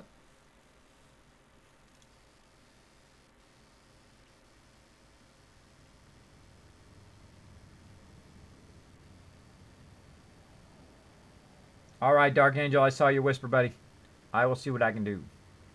Kismet, what up, says Andrew. What's up? I am doing some awesome stuff here. Actually, I think, by the way, Samson, you whispered me something about changing the message today, and I think I missed your response if you're watching. I do apologize for that. All right, so dude has some money. But, of course, again, because I can't just, you know, use the money across all my characters. Oh, wait, I think he's got a mail. Has he got a mailbox? He does not have a mailbox. Now, you can buy in Legacy the mailbox where it'll instantly bring you the mail. Oh, he does have it. He does have it. I just don't have it on my bar. Because usually I get that for every one of my characters. I get the mailbox. All right. He did those results. So I'm going to go into my skills and go under Legacy here with my Floyd, my mailbot right there. So I don't have to run over there. So you can unlock even better things to where you don't have to run over to the mailbox every time. You can just go ahead and deploy the mailbox right where you are. And then there's a cooldown on it. And of course, as you build up better in that skill, the cooldown is less. So there we go. Now I can get that money like so, 500,000. And then I can go over here. You can also sell stuff to this vendor too, by the way. If you want to. And go in and... Oh no, that's just the mailbox vendor. I mean the repair vendor you can sell to. What can I say? Bad day at work. Oh, she failed. So they do have a chance of failing, by the way, at doing their stuff. All right, so we need Nerve Splicer. Nerve Splicer. Boom. And if you notice, I buy them in groups of 100. That's just the easiest way to grab them. There's another 80,000 credits. Just like that. Appreciate your business. And we'll run in here to the biocam.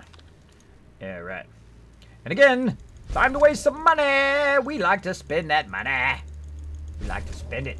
We like to make it, and we like to spend it. Now, of course, this character is one of my most built-up characters. He makes very high-end stuff. He's probably one of my most built-up crafters as well. That I haven't totally neglected all of this time. I like to put that money to good use. Crafting. There we go. Okay, bought them all. Bought them all, and eventually I will buy everything of every crafting, because that's the way I am. Now, you don't have to do that, by the way. You don't have to buy everything. You can buy just what you need, or just the highest thing of that thing to build up your crafting, because some of that stuff you'll never use. But me as a collector, I like to have everything, just in case at some point I have a character that I want to make something for. It'll be in there, though it'll probably never happen, so there you go. That's the reality of it, that it'll probably never happen, but just in case. All right, now I'm going to send her off again. She's just standing around doing nothing. Send this guy off. Come on, there we go. Off you go. Deliver what you request. Get this guy. Get him on some grade 6s. That's just gray. Those are gray, so those aren't worth sending him. So right now, I was at 417. I'm at 455. So you can see how quickly, if you have enough cash, how quickly you can build up both your biochem and also my diplomacy is at 411. Working my way up there. Boom! Dark Angel! Wow, with a 30 bucks. Show him some love in the chat, everybody. Kismet, here's a little something to show my appreciation and enjoyment of your great streams. Keep up the great work. I think it's time for a love train up in here, everybody. If you're just hanging out on my stream, if you just hang out, there's a donation. Oh, wait. Hold on. He's got a song going on. There we go. Let's listen to his song instead. Then we'll start the love train. But go ahead and show him some love in the chat, everybody. For that awesome donation. Thank you so much, Dark Angel. Appreciate it big time. I actually kind of like this song.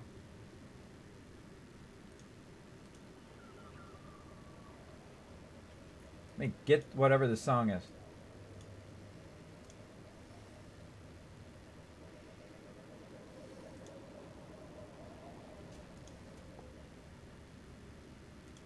Oh, I'm going to add that to my SWTOR stuff.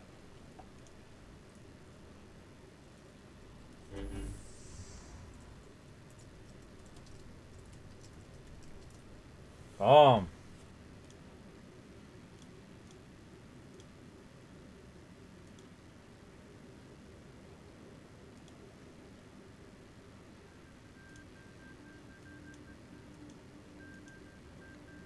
Conquest of Paradise. Great song. Oh, so good. So look at all that love for you in the chat. Oh, look at that.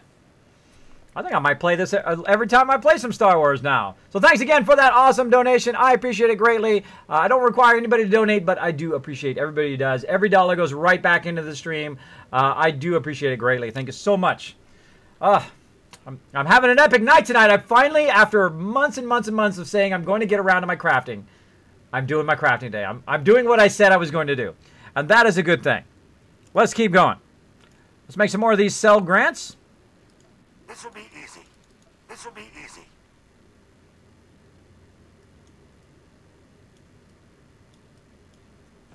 All right, let's keep them going. And get a robot. What to ask, Master? All right, look at that. Now it's going to take 5 minutes for each of them to do all of that stuff. Got them going. Let's go do something else. Hop onto another character. Let's see, next in line. Keep that love going for Dark Angel in the chat, everybody. Now, if you're new to the stream or if you're lurking in the stream, just take an extra second to show some love to the people that keep the stream going. Just throw some hearts in the chat. Whatever you can do. Whatever kind of emotes you want to throw in the chat, throw them in there for people who keep the stream going. Yes, the current song is actually in the bottom right corner is that song that's currently going. I can actually make it bigger. Let me grab it. Whoa, it's upside down. Right there.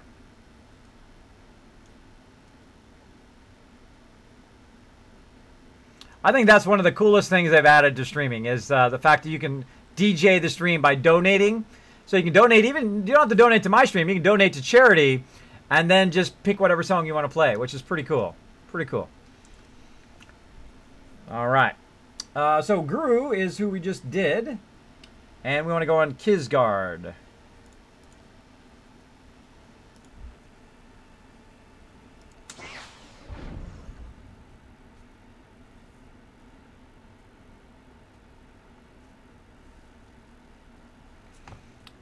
Oh yeah, the current song down there, I don't know, that thing is possessed.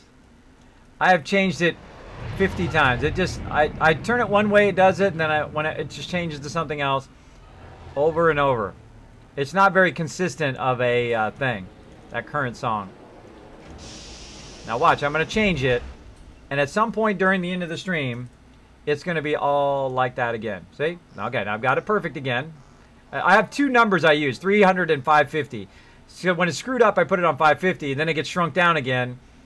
And then I put it back to 300, and then it'll get too long again. You'll see. You'll see later. You'll see later. Oh, well, almost switched things there. All right, let's keep going. So here we are back on our guard here, who has barely anybody to do any crafting stuff for him. But there we go. Now we've got 5 in slicing and 69 in bioanalysis and archaeology. Oh, wait a minute. It's a different Kisgard. Because he doesn't have what we just got. Hold on. How many Kisgards do I got? Apparently I have more than one Kisgard. Because that is a Vanguard.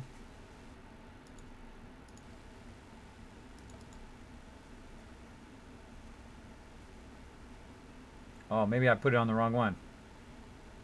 This Tankerus. Terrary said hello Srey Discord giving me strangeness. Huh.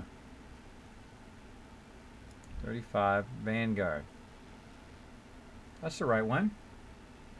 Thought we turned him over to... Huh.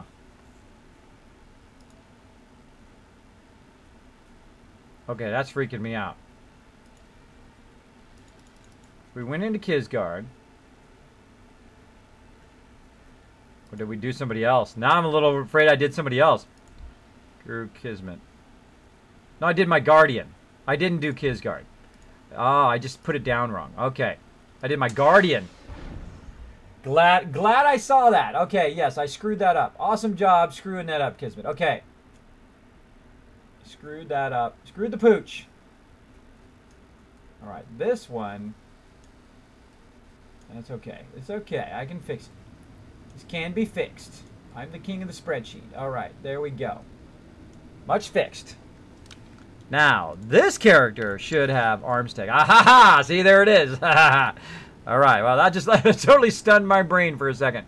And such is life. You're going to make mistakes in life. Give yourself enough freedom to make mistakes in life. It's okay if you make a mistake, as long as you learn from it. You learn from your mistake. Okay, whoops, I put that in the wrong person. I'm going to go ahead and fix that. I put it in the right person now, and now I'll remember from now on.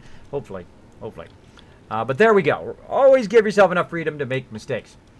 So let's go ahead and have this guy also do some more investigation. Boom. Off he goes. And back to Kismet.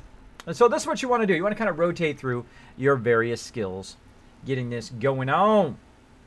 Hey, CB Nut Tree, what's up? Thanks for hanging out in the stream. I hope you're having a great night. I'm having a fun time. I haven't done crafting in a long time. I mean, like forever ago. Forever ago.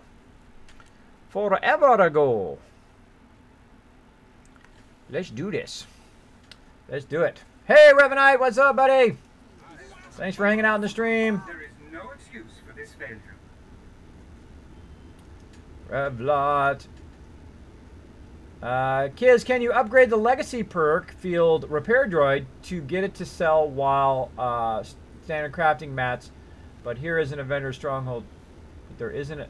You can upgrade your repair droid to get it to sell the white standard crafting mats, but there isn't a vendor stronghold decoration. That's what it is. Yes, your field repair droid. That's what it was. I was trying to remember that. Thank you so much for that info there, Falcon. Thank you so much. Appreciate it. Appreciate that info. I'm actually going to make a note of that, too, so I don't forget. Though I'll probably forget, but I'm going to try not to forget. Boom. Make a note of that. Thank you so much. Appreciate that. Helping my brain remember. You did it early just in case. Well, thank you, Dark Angel. I appreciate it big time. Much love to you, man. Much love here in the chat. Speaking of love, I think we should do some more love. Love trade. Let's do it. Come on, everybody. Participate in the stream. Show some love for Dark Angel in the stream. Join in. Got a love train. Love train. By the way, if you're watching this on my YouTube channel and you can't hear the music, just play Love Train, and you'll know exactly what we're doing. Just play the music for yourself and listen to the stream. There you go. All right, more lightsaber hilts we can buy.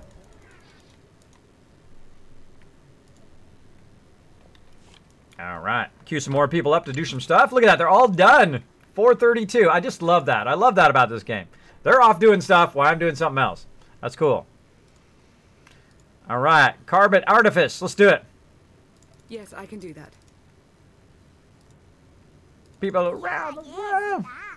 Craft up. Get your craft on. Craft on. What do we need? Carbonic crystals and primordial artifacts.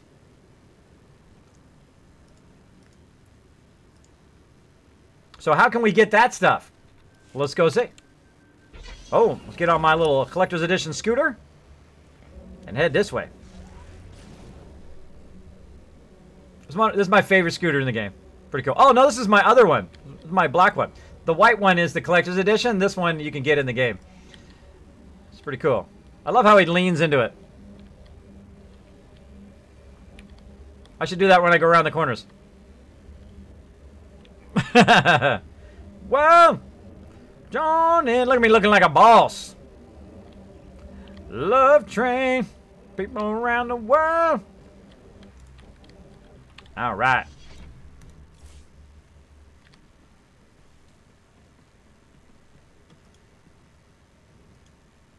Hey, have a good evening. Same to you. Have a good dinner, man.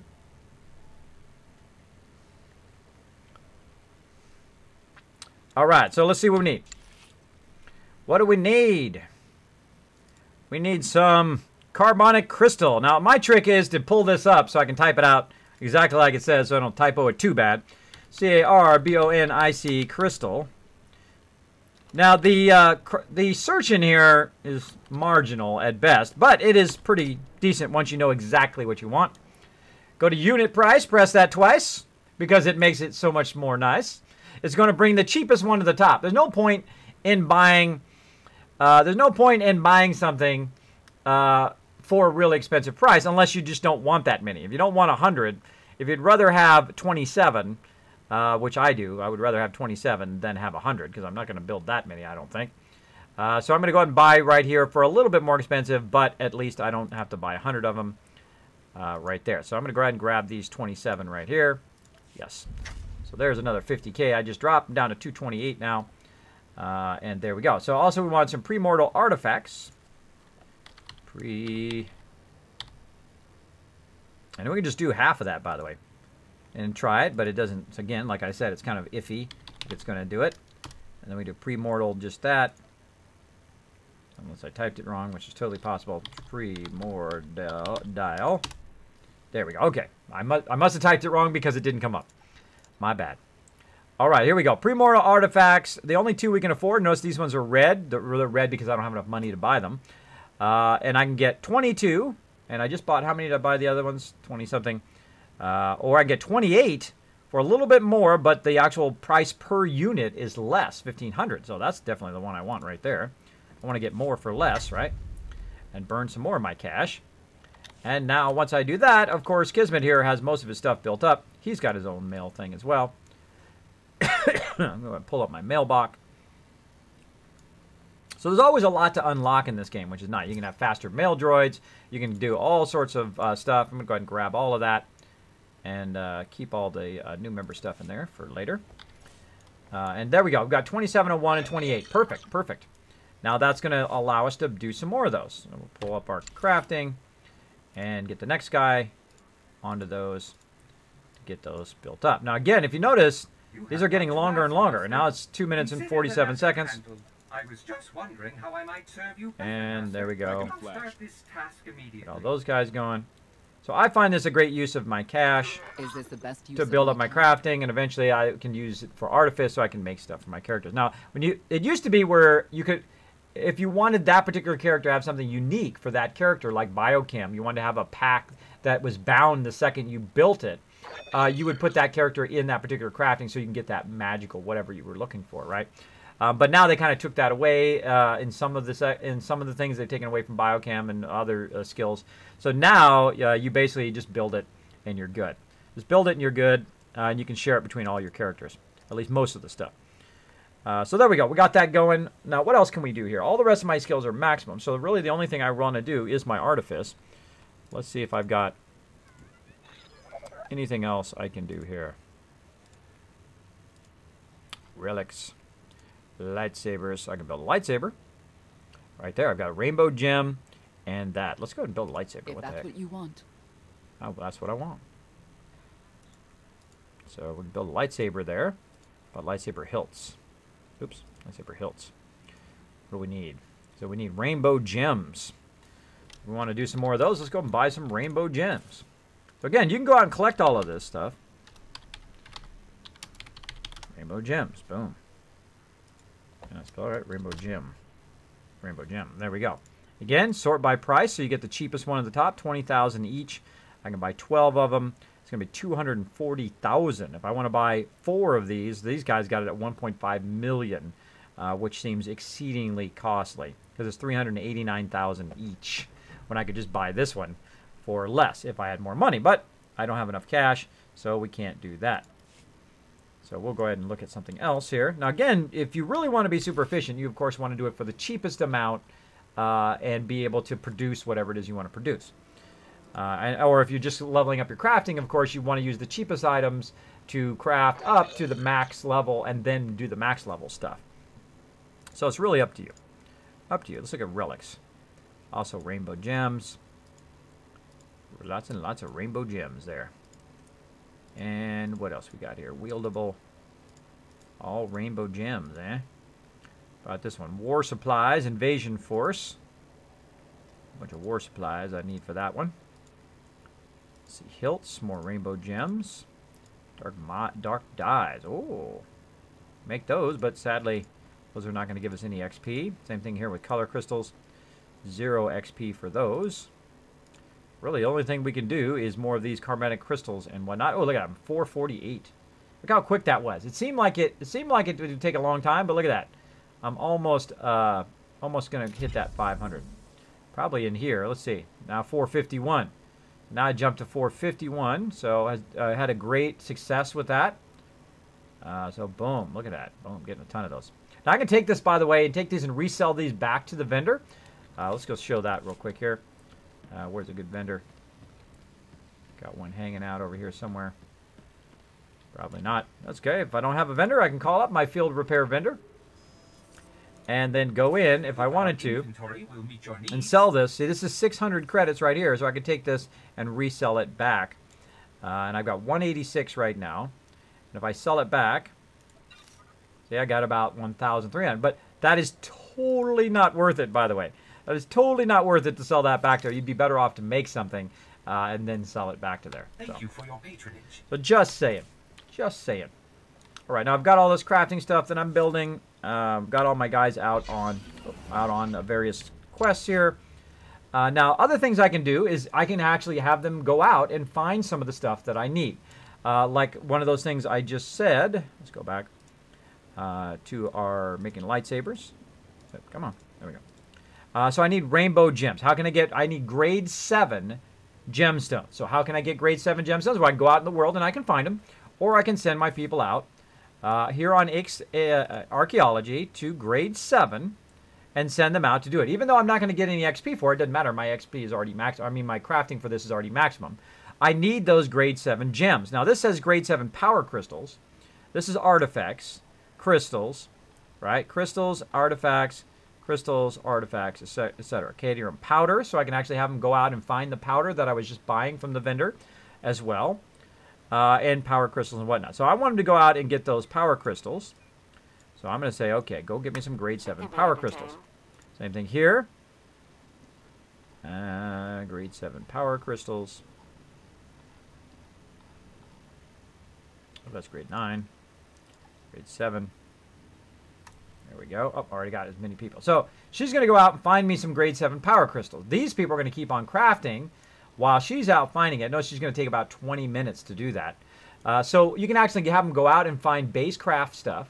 You can have them go out and find your other crafting materials that you need, even more critical and better items that you need. And then you can also have them do the crafting as well.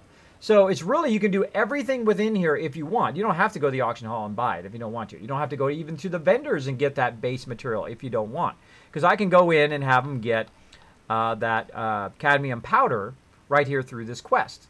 So they don't necessarily have to, I don't have to go and buy it. But I bought it just to make it quick and easy for you guys to see it happen. So there you go.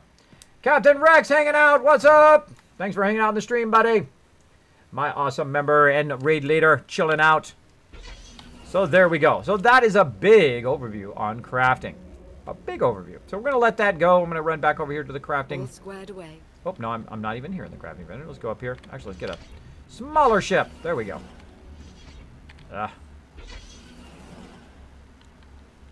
There we go. Head back over to the crafting.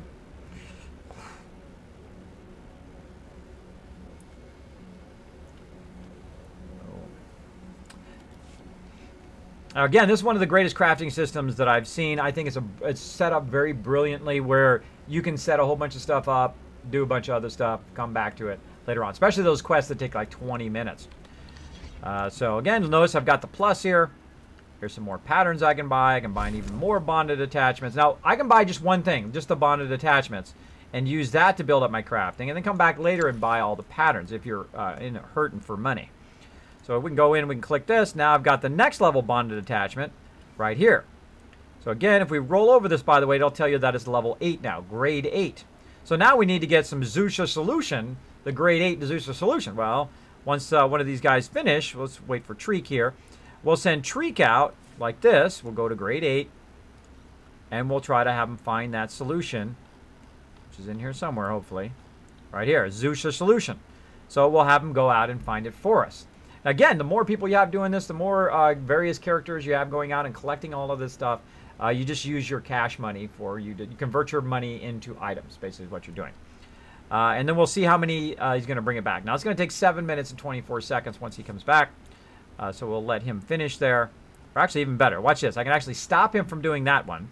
Go to this here. Click here. Go to this. Now, notice I've got one more. I can craft that on this guy. Difficult. See, now I've just converted it, so Treek's no longer doing it. This guy's going to do it, though it's going to start all over again. And then send this guy out on that quest we want him to do on grade 8 to go get that solution. Again, now he's going to be doing that for about 10 minutes. Now, the reason why he's only doing it for 10 minutes as opposed to the 17 minutes is because he is a higher influence. The higher influence they are, the more reduced the time it takes for them to do that stuff. Like she's going to do stuff way faster, 39% faster than the person who is level 1 down here, who's only getting 1.5 bonus, right? So the higher they are, of course, the faster bonus, the faster they do all his mission skills, and so on. And then, of course, the higher chance they're going to get that critical rate, which is pretty awesome. That's why you build them up. Usually I find about level 20 is a great kind of place to do it. Now, speaking of building them up, let's go ahead and look in here what we got. We've got 500 data crystals. When I get close to 1,000, I go and I'll buy a huge chunk of stuff that I can give to my companions to build them up. There's also some higher level ones that I have yet to discover because I'm so slacker on my quest line. So I can go get those as well using all of these extra kind of more advanced, oh, you can't see them here, but these more advanced kind of trade-in tokens for those companion stuff.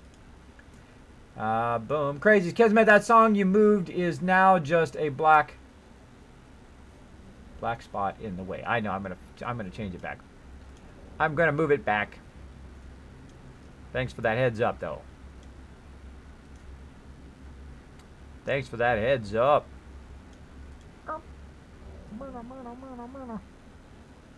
I usually keep it nice and small, right down here in this corner. Boom, like that. Down out of the way. All right, let's keep going. Thanks for the heads up.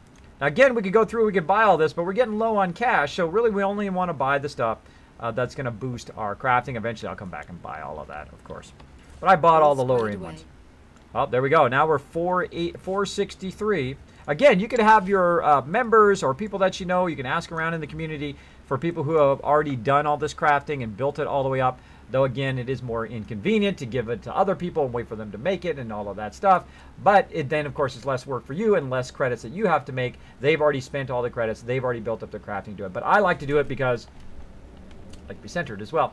I like to do it because I like to learn about it. I like to know about it, as well as I like to make my own stuff as well. I'm a big fan of crafting. So we'll keep going. There we are. We're 463. We're building our way up. We got everybody doing something, and we're ready for the next one. All right. Next character is going to be Kiz. Did see donate to Bill Gang today? No, I did not see it. I just logged in a bit ago, and we've been doing nothing but crafting today. Nothing but crafting. I was going to do crafting yesterday, but I had a bunch of members on, so I thought, today, just a couple members chilling out, having fun doing some crafting. Doing some crafting. Kiz, what happened to Fallout 4? Bob Ross. I get that question so much. I get it nearly every single night. Even though in my thing down below where it says my schedule, it will tell you exactly that I do team games from 9 p.m. to 12 p.m. And there's even a timer right up there at the top where you can see it. Look at counting down. 34, 33, in which time we're going to be playing some Fallout 4. But I never mind that question. I do appreciate it that you at least take the time to ask the question. Yes, I'll be playing some Fallout 4 in exactly 57 minutes. I play it every single time I stream, both Saturday, Sunday, and Tuesday and Wednesday, every single night, for sure at 12 p.m. Eastern Standard Time, or 12 a.m. Eastern Standard Time. Sometimes I do bonus streams, or I do mega streams where I'll start earlier, like when an expansion pack comes out or something like that. I will then play a little bit earlier. Usually I'll say, okay, my team, I'm going to go ahead and play just some Fallout 4 all night long. But usually I play, hang out with my team, or I do some other games between 9 and midnight. So there you go. There you go. Now you know, and so everybody else knows. All right. Let's go over here and see what we got in the mailbox. What do we got? Let's get all that stuff. Let's delete all that out of there. All right. And again, let's get this guy going. And he's doing cyber tech right now, and I think we're trying to get our underworld trading up, so we'll burn all the rest of his money as well. I'll have it done in 2 shades. And work our way down from the one who's got the highest amount down. I'll start right away. Building up his underworld trading up to maximum. And we'll get that going. And log out. Next we're going to go to Kiss Tankerus. Day. How high can you craft gear? 200 plus gear? That is a great question. I have not crafted gear in a very long time. And that's what I'm working on right now. I keep saying that I'm going to do it again and again and again. And I never get around to it.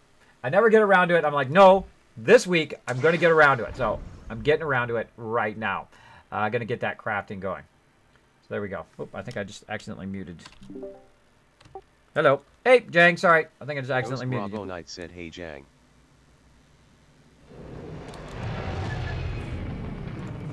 Oh. I put that thing you were asking people. I put that in your group. You put that thing in my group. What does that mean? I put that question one of your people are asking about the gear. It's 550. 550 is the highest you can make gear. Yeah, that 200 plus gear is 550. Oh, he's asking how high of a gear you can make. Like, can you make 200, 220, 216? What's the highest level of gear you can make? Yeah, I just figured I'd get in and tell you. No, I don't think you understand. Not like no, he's 208 or yeah. Something you make higher than others. I've been away for such a long time. Yeah, Jang, the question he's asking is not what level of crafting you need to be to make the 200 plus gear. He's asking what gear can you make above 200. Can you make 200? Can you make 208, 216, 220? That's the question he's asking. Yes, you can make that, but to make anything above 208, you have to have the piece of 215 or 216. You gotta have, and you have to re-engineer it to get the higher levels. But there's only a 60% chance. It's like rolling the dice. Oh, do you have to reverse engineer it and then make it, or do you got to make it from that item? Yeah, I remember now. You have to, once you get a piece, you have to reverse engineer it, which is basically, like you said, it's a 60% chance, which procs fairly highly, but you still got to come back with a few duds. There you go. And once you get that, you get a somatic that you unlock. Keep going on investigation. You can count on me. I'll see to it immediately. Yeah, sure. Now, I'm not even looking at what they get. I don't care. I'm just trying to get his thing built up. I did put my donation to the guild bank, $1 million, $1 million cash today, in the pub bank. Ah, let's take a look. Boom. Ah, yes, on Anakin, looks like. Yes, and I did help. I helped Cyril. He's leveled to 63. So. Oh, awesome. I'm just chilling out tonight since there wasn't many members on earlier. I'm just chilling out and trying to sneak in some crafting that I've been totally neglecting, saying I'm going to get around to for months. And tonight is the night we're going to do some crafting all night long. Let's do it. All right. Well, you have a good time doing that. I just wanted to get on and answer those questions for you. All right. Yeah. So what is the high? Well, before you go, what is the highest level of crafting item you can do? Is it 220? Is it 216? What's the highest one you can make? 220. 220. All right. Great. Thanks. All right. There's the answer to your question. 220 is the highest you can make, but you got to reverse engineer. You got to. It's difficult. It's not wise to try to get the 220 pieces off the auction house, buying them from somebody, and then re-engineering them. Because you're taking a big gamble on prices, because prices are pretty high right now. We got it. All right, good to know. Good to know. All right, so you saw I sold a whole bunch of stuff there. I'm going to clear a bunch of this excess stuff. GTN never, though. All right, so let's keep going. Let's see. We've got this guy who is doing treasure hunting. All right, treasure hunting. See, this is the advantage of having lots and lots of credits. See, and I've spread these credits around on my various characters so that I can just switch between them and keep doing this crafting. this is the fastest way to do it. Build up the credits first, run your characters through a whole bunch of heroics, and then utilize your cash. Now, this has taken me literally months and months and months to build up this cash on my characters, and I keep distributing them to different characters so one day I could do what I'm doing right now. Now, this doesn't just happen in a day. You can't just run in there and then have, like, 5 million or 10 million credits unless you really grind it big time. You can get about 3 to 5 million in a day, or if you do crafting, you can get tens of millions if you sell the right items. Oh, a whole bunch of stuff there. But normally you want to build up those credits over time. Don't burn yourself out in the game trying it too quickly. I try not to burn myself out. So cell graphs. Oh, I've still got 48 cell graphs there. Oh, I don't have to buy any more of this right now until I'm done with those cell graphs. So let's go ahead and build up that crafting. And we're doing diplomacy. Let's do diplomacy first. Again, I like to have my mission skills up to maximum first, and then I can work on all my other skills after that.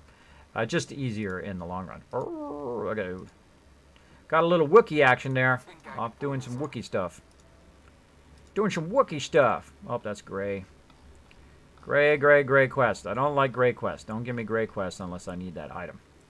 Alright, so send them off. I don't know if I just, yeah, he's got a green quest, he's got a yellow quest, and she's got an orange quest. So your orange quest, of course, you want to give to your toughest companions, your ones that are the highest level. Now, I probably have a whole bunch. Do I have a whole bunch of crystals? I do. I have 852. So I go build up her. I can get 500 common crystals worth of companion gifts, give it to her, and she'll go right to level 20. She'll go right to level 20 and then be able to do stuff way faster, which I may do that in just a minute. But first, let's keep this going. And then again, let's go in and have him doing those cell graphs. A whole bunch of those I can do. And this guy, cell graphs. See, I don't really care what it does. Now, there is a very efficient way of doing this, by the way. There's a very efficient way, the exact right one to do at the exact right time so that you maximize your money and you don't spend as much money, and then you can take them and make something and resell it in the auction hall and do all of this stuff and be super profitable and make all sorts of very efficient things, and you can look that all up online. But I don't like doing that. I like to just do it the way ever I feel like doing it. The only game I've ever done that on is Guild Wars 2 because the crafting is so incredibly expensive, especially in the highest level. But here, I can make all these credits back. I'm not worried about it. I just like doing whatever I like to do, right? I just pick the top one and just go with it. Too involved doing it the other way. But it's up to you. But there is that option if you want to do it. If you really want to be a crafter, you can go and you can do that. All right, so I'm going to switch over here. Back to my thing. Now, notice I have basically 6 characters doing a whole bunch of things, and within those 6 characters, I have a whole bunch of other companions going. So really about 30 characters going at once right now. That means that my companions are doing something, my characters are doing something, and I'm kind of switching back and forth between all of them. Now, once I eventually log into all of them, they'll all be here on this one screen. And then I can just keep switching. And they'll actually be, I usually only go between 6 because that's the easiest way to do it. So you just go, you do the first one, and then now this one will jump to the top of the list, and then at the very bottom will be Kismet, and then I'll do Kismet, he'll jump to the top of the list, and so on and so forth to cycle through. Cycle through until you run out of money, or until you run out of things you need to do. Okay, investigation, boom. Log out.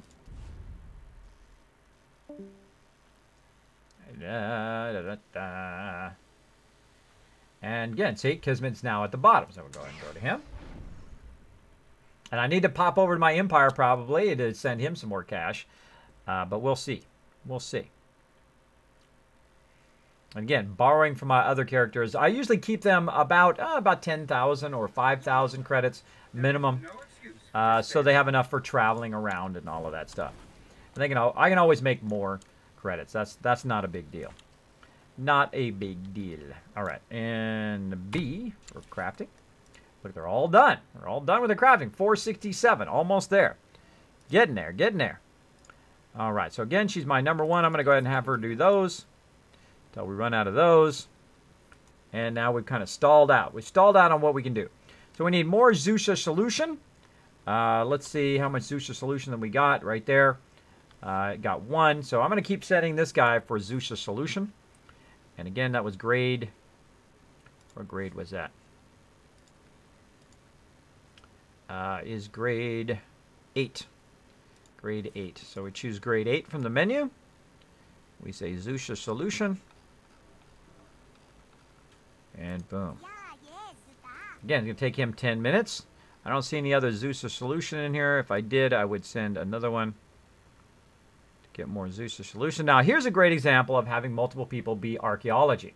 Because I could go on another character, have them go find some SWTOR solution too with one of their companions, and have every single one of my people have archaeology, and have them all send for SWTOR solution, right? So instead of having just one option for one quest, I could have 7 different characters with all the same quest, right? But they can all send it out. And I have a whole bunch of people on archaeology. I could go to the Empire, have all the Empire people run out and get those solutions, put those into the bank, and then I could then use them across all of my characters, my shared bank, my legacy bank.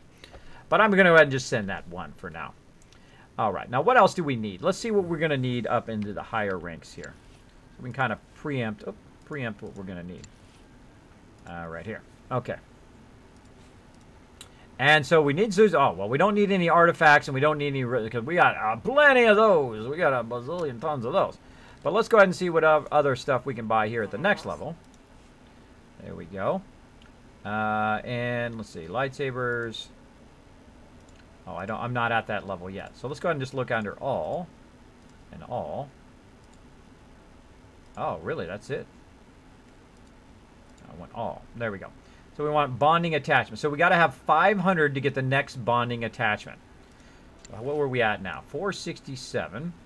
And this one's going to be probably 3 points, 3, 6. That's 12. That's going to be 79. 79. So 679. We're not going to quite make it to 500. So we're probably going to need some more of this harvest stuff. And that's going to probably push us up to there. Once we get more, in about 8 minutes, we can push ourselves to 500. Once we push ourselves to 500, we can then buy this. And then it's going to take us to the next level, the grade 9 stuff. Then we can send them out for grade 9 stuff, and so on. But while we're waiting for grade 9 stuff, we can also... Oh, I should have showed you there. Oh, right here. Back of the vendor. We can actually see what this takes, right? This takes level 9 combined Russian crystals, enigmatic artifacts, and... Combined Russian crystal and artifact. But it doesn't say grade 9 artifice bond attachment. Now, what does it actually take, though, as a base item? Now, if we don't know what the base item is there, we can actually get up and take a little scooter over here. Like so. And we can go all down here. Now, what you can do is you can sort by price, by the way. So you put the most expensive thing at the bottom. So we can look at basically what that grade 9 material would be. It's going to be one of these. Most likely, I would say probably this one, Canterin thread, right? What are we doing here? Canterin powder. And this is probably going to be Canterin thread. That seems kind of more of a synth weaving. Toast is substrate. Yeah. I'm going to guess this one, but I'm not going to spend the money yet until I actually know which one it is. So we'll need to know what the base component is so we can send them out. Now, you're like, wait a minute, Kismet, can't you just do a mission and see whatever the grade 9 is? Yes, I can. I can do that. That's exactly right. You thought very smart. Very smart thinking. So what we're going to do is we're going to do a mission here, and we're going to look on grade 9, and then we're going to scroll down, and we're going to look for that particular crafting material. Aha! Canarian thread. See, you can also check from the vendor, but you can also check if you've already built up your archaeology to max, you know exactly what you're going to need for the next tier. So I'm going to go ahead and start this person going to get the stuff for the next tier when I go up to that tier, right? So let's kind of think ahead to the next quest. Now, while we're at it, we might need some fragments. We might need some color crystals. Right now, this one is taking bonded attachments takes crystals and artifact fragments. So I don't know how many of those grade 9 ones I have. Probably not that many. So I'm going to go ahead and have them go find some of that grade 9 artifact fragments like that. And find some power crystals. And fragments again. What could go wrong? And, oh, I missed this dude. Actually, I'm going to cancel this dude. Cancel that dude. Put this dude on it. Let's see. Power crystals, fragments. Boom. Back in a flash. All right, so there they go. So they're looking for fragments. This guy's looking for crafting base materials. And again, you can, once you master this, it's a whole lot easier. A whole lot easier once you get an idea of what they're doing. So some people are crafting the item. Some people are out on missions to find certain items that you need. And some people are out trying to get the base component so you don't have to buy it from the vendor, which is very expensive. So you want them to go out and do that. Now, of course, the higher their influence is, the quicker they do it, and, of course, the higher chance they have of doing criticals, right? So eventually you'd want your people to be all maximum, right? If you're going to do a lot of crafting, you want them to be all maximum so they do it the quickest as possible and they critical on all of those things. Though that is very expensive and time-consuming to do that on all of them. But there you go. And we're going to try to get that to 500. And let's keep going. Rock on to the next one. Hey, Bethesda 1213, what's up, what's up? Thanks for hanging out. As you can see, we're doing a whole bunch of crafting here in Star Wars The Old Republic, which I rarely do, but today I felt like doing it. Today, I was very kind of, let's do something a little bit different today. Something a little bit different. Different. Final Nightmare hanging out, what's up, buddy? Thanks for hanging out on the stream. You're back, says Denver Broncos. Got to stay for Fallout 4. There you go, that is for sure. Now, one of the things I've been doing, been testing last night and today, is I don't record to Twitch anymore. I just record it to my local drive in 1080 HD. I will eventually upload that onto my YouTube channel. Eventually, it'll be come up the day after that stream, because it does take about 8 hours or so for it to convert and then to upload each episode. But once those are uploaded, you'll be able to get them the night after. So if you missed tonight's stream and you're like, Kismet, I want to watch it, boom, just wait till the next night, which I probably won't be streaming because tomorrow, Monday, I don't stream on Monday, so you can actually watch today's stream tomorrow. So there you go. But not right now. I'm still got a backlog of about another couple weeks before I catch up. And then once I catch up, then, of course, I'll be doing them every night right after the stream. So I've kind of got the process down. That's what I had to build. The process, what the compression was, how to get it up onto YouTube, that the smallest size but the highest quality. That took months and months and months to set that up. Because I did have that challenge given to me. Kismet, can you put your full streams on your YouTube, please? And I said, okay, let me figure out how to do that. And then months and months later, I now know how to do that. And I set up a whole process for it. I have all the very expensive programs that do all of that because I am a graphic designer, so I know all of those programs that do that. I had to set up all the codecs, blah, blah, blah, blah, blah. Whole bunch of techie stuff. Techie. Makes it work. There you go. Without getting too much in the detail. Oh, these guys still going. Look at them go. 1, 2, 3, 4, 5. Let's get this guy. Some luxury fabrics. Now, again, all this stuff, I'm spending money on this, but it's also given me the crafting materials that I'm going to need later to actually do the crafting that I need to do, right? So I need to do a cybertech, so it's building that up. Lendl, thanks so much for dropping the Dragon Hammer, crushing the follow button, and becoming part of the Kismet team. Welcome, welcome. Let's show Lendl lots of love in the chat, everybody. We also got Daniel the Red hanging out. What's up? Hello, Daniel the Red. Always awesome to see ya. Down the Red, one of my longest supporters, always backing me up, hanging out in the stream all the time. I appreciate it big time. Gaming for good, that's right. Together to the top. Together to the top, always, always, right? Right. I'm a big fan of Athene. I don't think you'll find a fan as long as me, at least that many, that's been hanging out with Athene for as long as I have, as in backing him up. I love all of his videos. If you can separate the character Athene, which is the person who does the troll videos and all of that stuff, from the person Bashir, who's a really great person, by the way. He works with charities. He helps fight off these big things that are trying to destroy our rights online and all of that kind of stuff. Some people can't do that, by the way. Some people can't separate a person's character or somebody they play on like a YouTube video from the actual person themselves. If you can do that, that is an amazing thing if you have that ability. I have that ability. I know that there's the character that he plays and then the person that he is. So there you go. There you go. All right, Underworld Trading, almost maximum. Probably, actually, all of these are going to get us to maximum if we keep going here. So let's keep that going. There we go. So we're pretty close, about 50 points away. So we're going to keep all those guys going. That one's good to go. Now, eventually, you're going to start catching up like I am right now. I'm starting to catch up on, because they take a lot longer, the higher level they are, that you'll start to catch up with them. Meaning that when you log in, they'll still be working on stuff. So that's what I enjoy. Good morning, Sideswipe. Thanks for hanging out. I'm also a big fan of Save the Children. I think that's an incredibly great charity. You can donate to the stream or to charity or to both through that donate button down right there. All that goes, if you donate to charity, it just goes directly to Save the Children. It does not go to me at all. It goes directly straight to them, which is fine. And you can also DJ the stream, by the way, if you want to put a song on the stream and donate to charity. I mean, hey, what a great combo, right? You can be interactive in the stream and also donate to charity at the same time, which I'm a big fan of. Oh, look at all that sweet stuff we just got there. All right, again, let's keep going. So keep our investigation going. I like to do my mission skills first. That's just the way I roll. It also builds up a whole bunch of crafting materials for my actual main crafting. So we're going to keep that going. I like to do the yellow ones. Oh, did I run out of money? No. I was just wondering how I might serve you better, Master. Well, now you know. Now you know. All right, there we go. All those guys at least greens, yellows, all of those are going to make my thing go up. Now, if you do, again, grays, the only time to do grays is if you want to get, like, the actual base compounds, like, right? If you want to get the base materials, that's when you want to do your grays. But other than that, not really. All right, Kiz Slinger, let's do this. This is awesome. Hey, thank you, Ancient J, for that host. I can see it there in the chat. I appreciate it. Appreciate it big time. Kiz Slinger. Again, just rotate through, rotate through, rotate through. Now, usually I do this stuff when my members are not around, when we're not raiding, when we're not doing questing. Typically, I don't do it at this time. You won't see me do this very often on the stream. I usually do it any of this kind of crafting or questing, that kind of stuff, when my members aren't around and when I'm not streaming.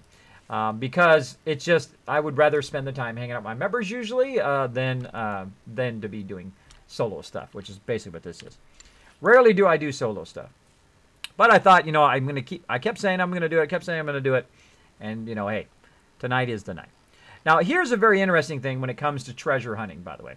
You can do this one, which is companion gifts, which is basically this stuff right in here. Do I get any yet? No, I don't have any yet. Don't have any yet. Which is basically companion gifts, or you can actually get your gemstones, which is what you're going to need for your synth weaving, right? You got to watch out that you don't just burn all your money on the companion gifts, because otherwise you won't be able to craft the stuff you need to do. So we're going to be a little bit more careful now, as we're starting to get built up here, to do gemstones on each of these. So instead of doing crafting gifts, we're going to do gemstones, and then we'll have more gemstones toward our crafting. And there we go. And there we go. On to the next one. On to Gru. Boom. While I'm at it, let me go ahead and fix this as well. I have this stuff all color coded, so I know which ones are my primary characters, which ones are secondary characters, which ones I haven't even started yet. I have a whole list of all the stuff that they do, how much cash they have, what their crafting levels are. And I usually do that, I don't know, once every couple months or so. I'll go through and just go to every single character and say, okay, where are they at? What level are they at? How's their gear? I even have every single piece of gear that they have on there, and basically what the armor rating is. So their chest piece, is it 150? Is it 185? Is it 220? So I can see all of their gear very quickly and say, okay, who do I need to work on gear today? Right now, I usually work on my characters who I'm going to be using the most first when it comes to gear. Right. So Kismet, on my Sith Sorcerer on the Empire side, also my Operative on the Empire side, because I use those two for DPS and healing.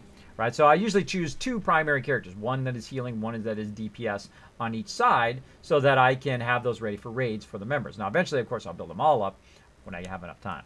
When I have enough time. But I like the fact that we have lots of fun doing this right now. So let's see how we're doing. Oh, they're all done. Awesome. Oh, 507 on Biochem. Nice. So again, I'm going to have her do the main stuff, the diplomacy. And I should actually...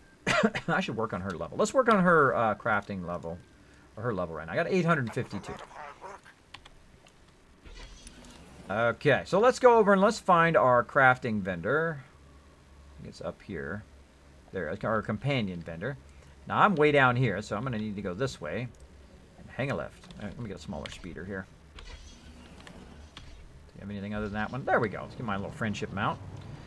So I'm going to go over here and I'm going to show you how to build up your companions. Now, in the higher level gear, once you get up to level 6, or the higher level questing, level 65, you can go and do, apparently, my member told me that you can go up and get these really high level companion gifts. But me, I haven't even finished that storyline. I haven't even finished the main storyline, the expanded storyline of Knights of the Old Republic, because I just don't have enough time. There's so much I want to do in life that I just don't have enough time to do it all, so I have to prioritize, which I suggest everybody do. Everybody prioritize the most important thing you need to get done at that very moment. So always a good thing to do. So I prioritize, I'm going to do this video, I'm going to work with my kids and work with my wife, I'm going to do stuff at home, I'm going to do stuff for the stream, I'm going to do stuff, and I have a list of all the things that I'm going to do tomorrow, today. So before I go to sleep, before I finish my day, which actually is in the morning for me, about 7 a.m. in the morning, I make a list of all the things. What am I going to get done tomorrow? These are the stream things I'm going to get done tomorrow. These are the guild things I'm going to get done tomorrow. These are the real life things I'm going to get done tomorrow. And try to fit those all into my day, which is very, very hard. Very hard, especially when you got to work on a video for 40 hours. You're not going to get that done in a day. It's just not going to happen. Not going to happen. And you shouldn't be unrealistic to sit there and work for 24 hours to try to get that video done, because you're going to be so tired that your next few days are going to be wasted. So it's better to kind of even out that across multiple days. So that's why I usually take about 5 days or so to do those really involved videos, like my Sage video that I just put up online. By the way, if you have not seen that Sage video, I think one of my best guides. What do you guys think in the chat? What do you think? Do you guys like that guide? I think that's one of my best guides I have done in a very long time. That was super, super involved to make it at that level, by the way.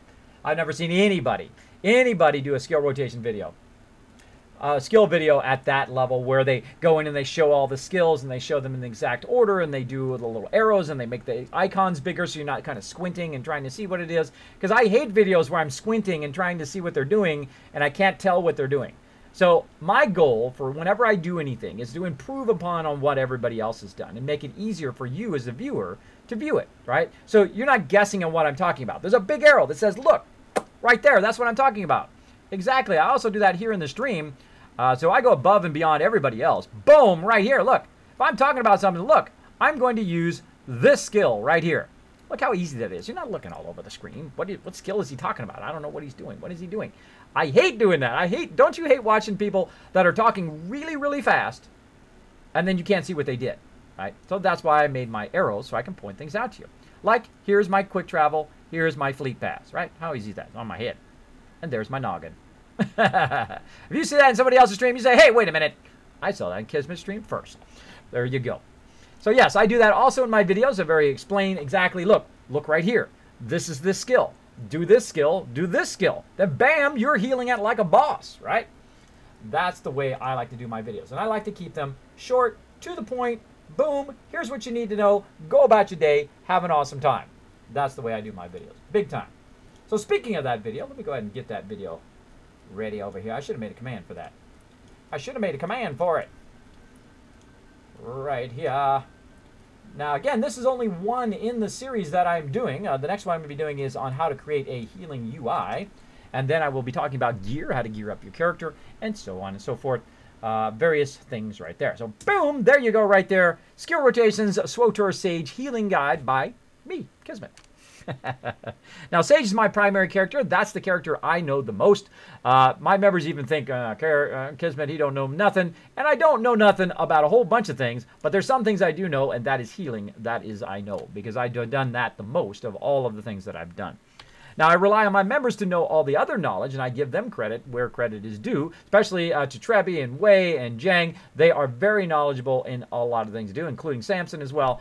Very knowledgeable in what they do, and that's why I have them set as officers and mentors to other members, because they're very great at what they do, right? Running raids, knowing how to do tanking and how to do DPS, all of those things as well. I find if you work together with people, you bring your ideas, they bring their ideas, and combined, those ideas are way better than any ideas that you're going to come up with. Easily, easily. And the more great people that you put together, there's a magic that happens. There's a magic. You know what I'm talking about, right? When you're in a group with somebody, for those who play MMOs or group plays, doesn't matter whether you're playing Call of Duty or whether you're playing MMOs or whatever you're doing, or you're just kind of co-oping with somebody. When you're in a group with somebody and other people who are really good at what they're doing, there's a magic that happens, right? You're just blasting through that content. You're destroying everything. There's that moment where you're almost all dead, but you work together and you're working this really hard mob and you're doing this incredibly hard raid boss, and boom, you down it for the first time. Because you guys have worked together and you're with that magical team that work so great together, right? And that's my job as the leader. My job as a leader is not to be the best at everything. It's not going to happen because I just don't have enough time. I don't have enough time to be great at every single class. I don't have enough time to do everything, right? To be the best at everything. So as a leader, I'm talking to you leaders now, don't try to be the best at everything. What you want to do is recruit people who are the best at what they do, right? Incredible healers, incredible DPS, incredible tanks, and give them the credit for it too, by the way. Like, don't take all the credit for yourself. You got to give them the credit. My members are incredible. They are the reason why the team is so great, right? Because great members attract other great members, and they also create a great environment. So as the leader, you want to encourage those people to be great and share that information with other members, right? Which is why I have team mentors, which will go in and help each other, which is awesome, And then I try to help them with my skills and then take their information and say, look, Trevi told me how to do DPS, which is another video I'm coming down the road, on how to do DPS. And this is what I learned, right? So and then I share that with you. I give Trevi the credit, and then you guys know how to do DPS. So again, as the leader, facilitate greatness. That is your job. Your job is not to be the best, to take all the credit, to be better than everybody else. Not going to happen. Not going to happen. You can try. You can try it. It's a dead end, I tell you. It's a dead end. And you'll be exhausted doing it, and you won't want to lead anymore. Don't exhaust yourself as the leader. Sometimes as a leader, I do this myself. I will spend thousands of hours working on the guild. Thousands of hours. I mean, guild websites, videos, doing all of those things to get the momentum of the guild going, right? But eventually you can't sustain it. You can't sustain it. You have to pull in other people to help you. Otherwise you'll burn out. So make sure to pull in people to help you out, right? And there's a lot of great people out there. A lot of great people who will back you up. All right, so we're over here at the companion vendors. Let's get back to it. A little leadership advice there. A little more Kismet tips for you. So I've got Risha right here, who is my primary person. She's the highest right now. She's at 11. I also got Bodar, who's a Wookiee. He's a pretty awesome guy, too. But I'm going to go ahead and take Risha here, and I'll build her up. Now, I could look this up online. Again, it's up to you. Your game. You do whatever you want. But I'm going to go ahead and list by quality. Now, what I like to do is I just buy the highest ones. Now, it used to be where this was like a whole guessing game. Like, it didn't even tell you if the person was going to get influence or not from it. But now it does. If you roll over it, right down here, if I'm not covering it up, where it's right there. There we go. You'll see this pop up right here. Let me get my arrow. There we go. You'll see this kind of pop up here. It's kind of hard to see if you got me really small, but I'll just read it to you. Basically, what it says is a hollow record of Republic founding. Okay, now this is a companion gift. You get this item, you give it to your companion, makes them happy, right? It increases their influence. Now, right at the very bottom, kind of right about here, it'll say how much of a gain that particular companion gift is going to give to them, which it didn't used to have in the past, by the way. It's a total guessing game. Now, you can look this up online. It'll tell you exactly which one you want, but I feel it's a little cheating sometimes. I feel a little cheating, and it kind of robs a little bit of the fun, right? And I like to give myself a little bit of fun, even though it might cost me a bit of extra credits. So this one, it could possibly be her best one. So I'm going to grab that one. I'm going to grab one of those. This one here says no influence gain. You can see it say it right here, no influence gain. So we're going to go ahead and do that. I'll take my arrow out now. We're going to go ahead and not do that one because we don't need that one. We know it's not going to affect her at all. Large influence gain on that one. We're going to grab one of those. This one here, large influence gain. Large. None. Large. This one here, large. Again, this is going to cost you some extra things, but hey, part of the fun. All right, so all of these have a potential of a large one. Now, there's going to be one of them that's going to be the best one, right? So I'm going to go ahead and close all that out. And I'm going to look at my companion here. Now, the number is going to pop up over her head. And we're going to go ahead and right-click this first one. Hollow Record Republic Founding. And I'm going to look over there, and that one is 179. So that one's kind of low, right? So 171, that's not it. Speeder model. Let's see. Intricate Carillion speeder model. Wow. 717. That was a good one. So speeder model might be the one. And I should probably be taking a note of this, by the way. I should be taking a note of which companions, which is what. This way I'll learn it on my own without having to look it up and kind of cheat a little bit by looking it up on a wiki. But of course, your game, you can do whatever you want. Let me know. So that was the speeder one right here. So I'm going to say Risha, who is currently on Guru, likes the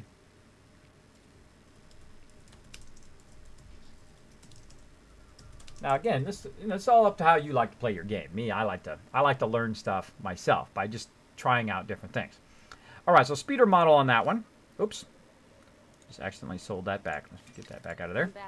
Got to close that vendor out, otherwise you accidentally sell it back. Let's go try this one. So that was 717. Make that number, noted that number as well. Now, if you missed it, like I just did, you can also go look in your combat log right here. 403 was that. All right, and let's try the next one. Now, probably the rest of these are going to be less than that. Really, when you see one that was over 700, that's their primary one, typically, at level 10 or 11, where she's at right now. But I'm just going to do the rest just so you can see. Normally, I would just sell the rest of these back to the vendor. Once I hit that 700, I would know that would be the one. 179. And then smuggler trading routes. 403. So that would be the second most desirable one right there. But of course, I just want the highest level one. So I'm just going to go in now. I know exactly which one I need, the speeder model one. So I'm going to go ahead and click that. I'm going to hold down Shift key, which is going to give me multiple of them. And then I'm going to grab about 50 of them. I turn my number lock on. There we go. Boom. Drop that here. It's going to say it's going to use 500 data crystals, which I know 50 is about 500. So I usually burn about 500. And then this is kind of the annoying part. I'm going to move over here. Is that you literally have to sit here and click this 50 times. Let me go ahead and get this going. So you can see right now she's at level 12. So you literally have to sit here and click this 50 times. Never thought I'd have one of these. Which is totally lame. I should be able to right-click on that and say use entire stack, and boom, she used an entire stack. Why do I have to sit here and do this? That's just my thought. What is your guys' thought? You think that's okay? You think that's kind of a time limiter in the game that should be in there, or what do you think that should be fixed where you just right-click on it and say use stack? Right? Let me know. Kismet, are you planning on doing a special stream when you hit 5? Absolutely. We're going to have the craziest stream ever at 5,000 followers. It's going to be off the chain. And we're going to probably celebrate it for multiple days as well. We're going to be having mega streams. We're going to be having contests, maybe some giveaways. We'll see how it goes. Inching my way there. It's going to be off the charts, man. We're going to be doing it. Hey, Disco, what's up, buddy? I am doing some crafting today. I'm working on my companions right now. Now, she says the same thing over and over. Never thought I'd have one of these. See, that's another problem with this, too. Wow. Never thought I'd have one of these. Deja vu. Wow. Never thought I'd have one of these. So when I'm doing this, I mute the game. I mute the game because that gets annoying. She should have some other dialogue when you're doing that. Also, you shouldn't have to click this 50 times. But such is the way it goes. Now, if you noticed, it went down from 717 to 614. And it will continually go down, continually go down. But that's better than using those other ones, which will go down from 300 to 50 or whatever it is. Because this one costs the same as the other ones. Why would I buy the other ones when this costs the same but gives a lot more influence, right? So you want to just find the one that's then for that. Again, you can look it up if you want, but I think it's more fun to do that. I think it's more fun to do that, to look it up myself. I find out what it is, and then I make a note of it, and then in the future, if I need to boost her some more, then I know what it is. I figured it out myself instead of, cheating and go look into that.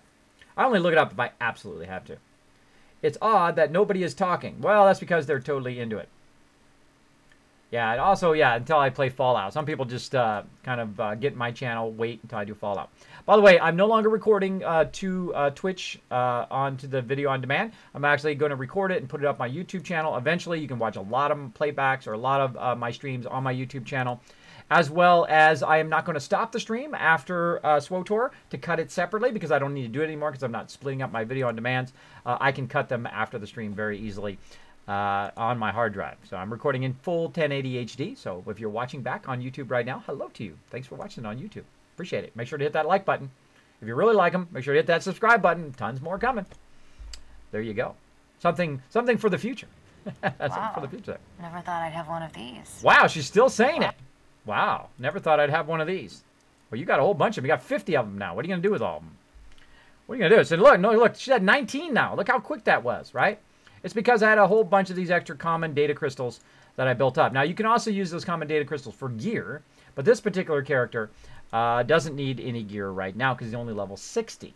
So by the time I get this guy to level 60, he's going to have a whole bunch more of these crystals anyway.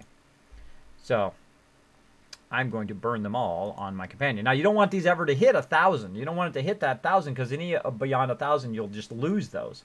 So if you're getting close to the maximum of that particular thing here in currency, which is 1,000 here in common data, is 500 in glowing and 500 in radiant, make sure to use those up. Otherwise, you're just wasting them. Wasting them big time. Big time. Kidney Killer 71, my legendary supporter, hanging out in the stream. You know what? We need to show him some love today. Let's show him some love, everybody. Kidney Killer 71, thanks for hanging out and thanks for that legendary support. Let's get another love train going on up in here.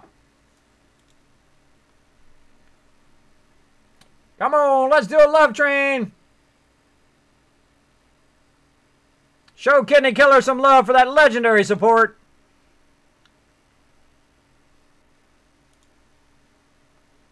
Just throw some hearts in the chat for Kidney Killer.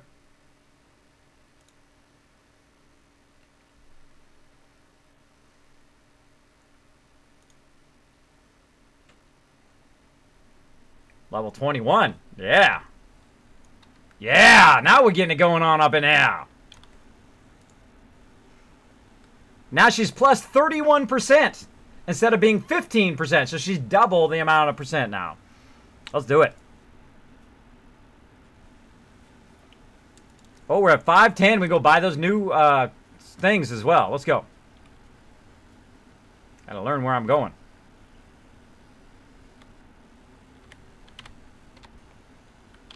Too big.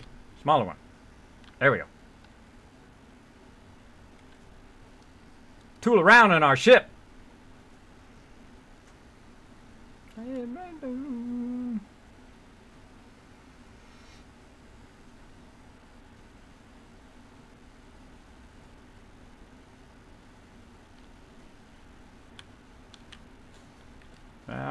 Sorry for you. All right, biochem. People around the web. There it is. That cell graph that we're looking for. Let's get it. Now, let's let her do the next level cell graph. Need that Vaporose sampler. Let's go send her out to get some. That's grade 7. Oh, we don't have that up high enough. Oh, we got to build that up now. Let's go. Let's do it.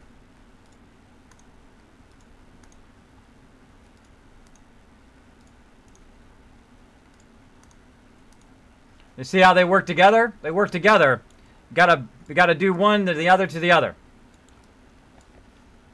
Now, I always suggest to do your bioanalysis and diplomacy first. Build up your crew skills and your mission skills to maximum, and then come back and do your crafting skills, obviously, so you can get the materials for that particular crafting level you're trying to do. So I'm trying to do the highest level of crafting, but my bioanalysis and diplomacy is really low. So I'm going to go ahead and let them rock and roll on that as well. It's going to take them 12 minutes now, 15 minutes. When you get up to that 400, 500, 550, it starts to take them a very long time to do that stuff. But we've got plenty of cash. Let's keep that going. Let's move on to the next character. So let's go to Guru Kismet and see if we can build up his companion as well. Let's go get him. Boom, right here. Let's get going. Let's get it going. Thanks for that love train. Look at all that love for you, Kidney Killer. Lots of love in the chat. We're closing in on it. We're about 12 minutes away for doing some Fallout 4. Some dude's got a giant raptor. Or Rancor. Yeah, right. Now this guy, I think he is my... Wrong thing.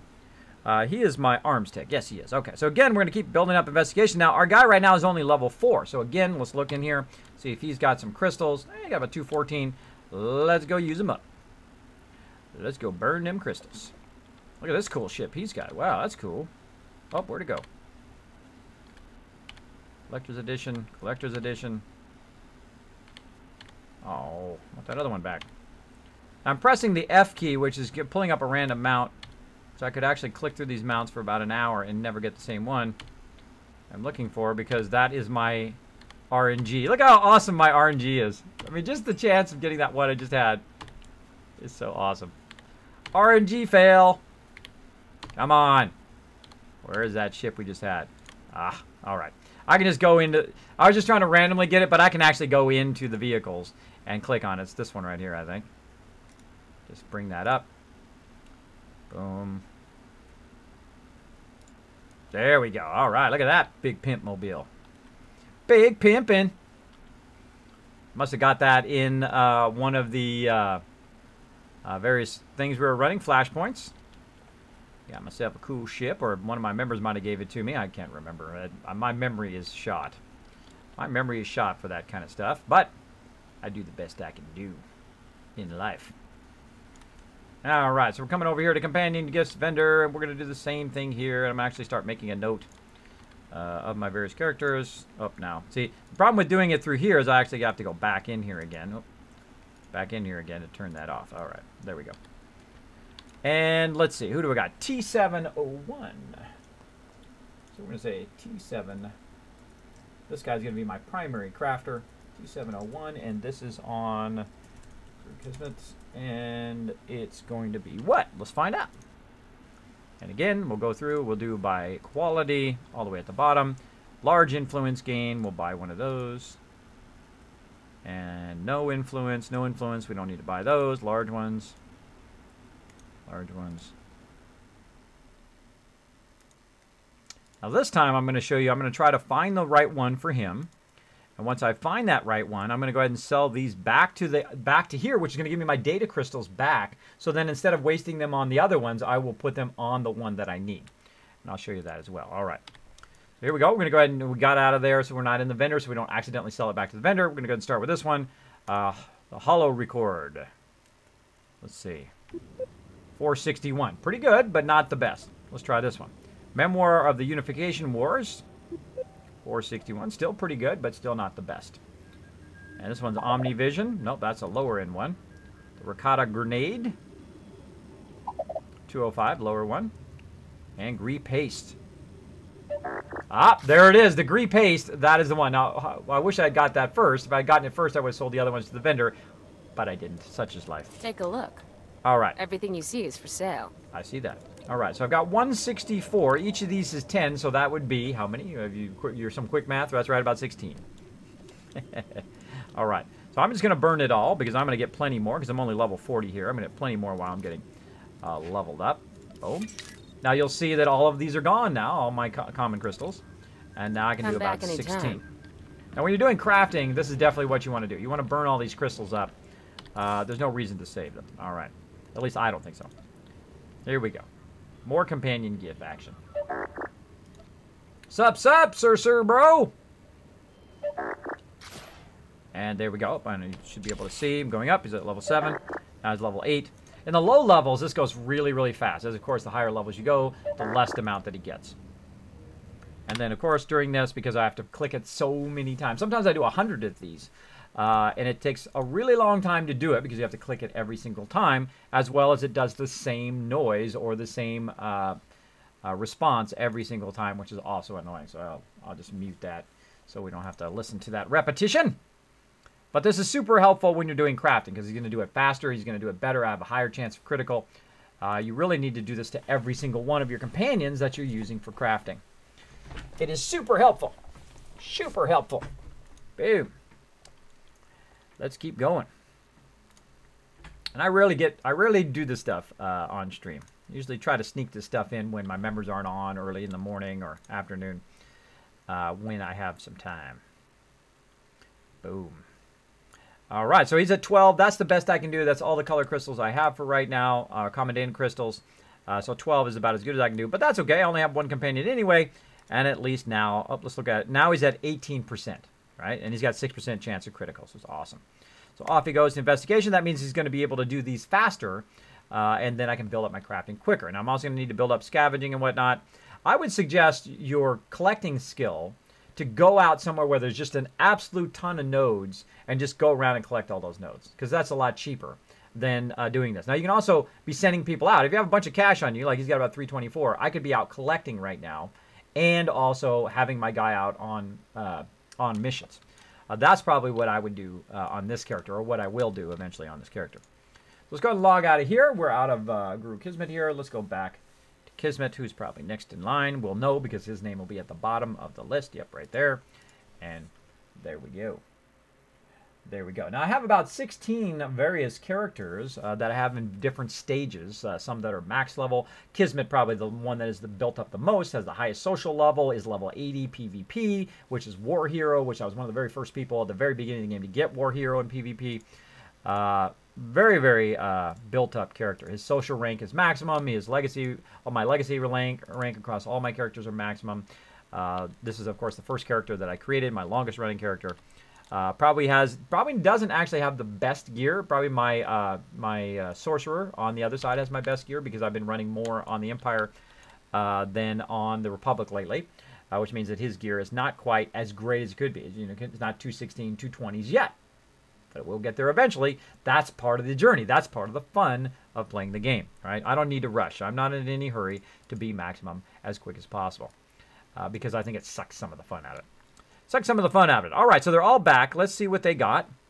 Did they get some more? They got some powder. Aha, there's threads that we needed, right? Now, right here, before I start doing anything else, I'm going to go ahead and send Treek right back out for some more of those threads because I know I'm going to need more of those later on. So let's go ahead and just start him going for those threads right away. Right away. There we go, going to those threads. And then I'm going to go ahead and send her, or have her. Where'd she go? Close this out. Put it over here. Have her do this. I like to keep these in the middle. I actually like this to be on this side. Close out of my inventory. So yes, we're going to go ahead and have her do that bonded attachment that we wanted because she went and collected those things, right? So we got those back.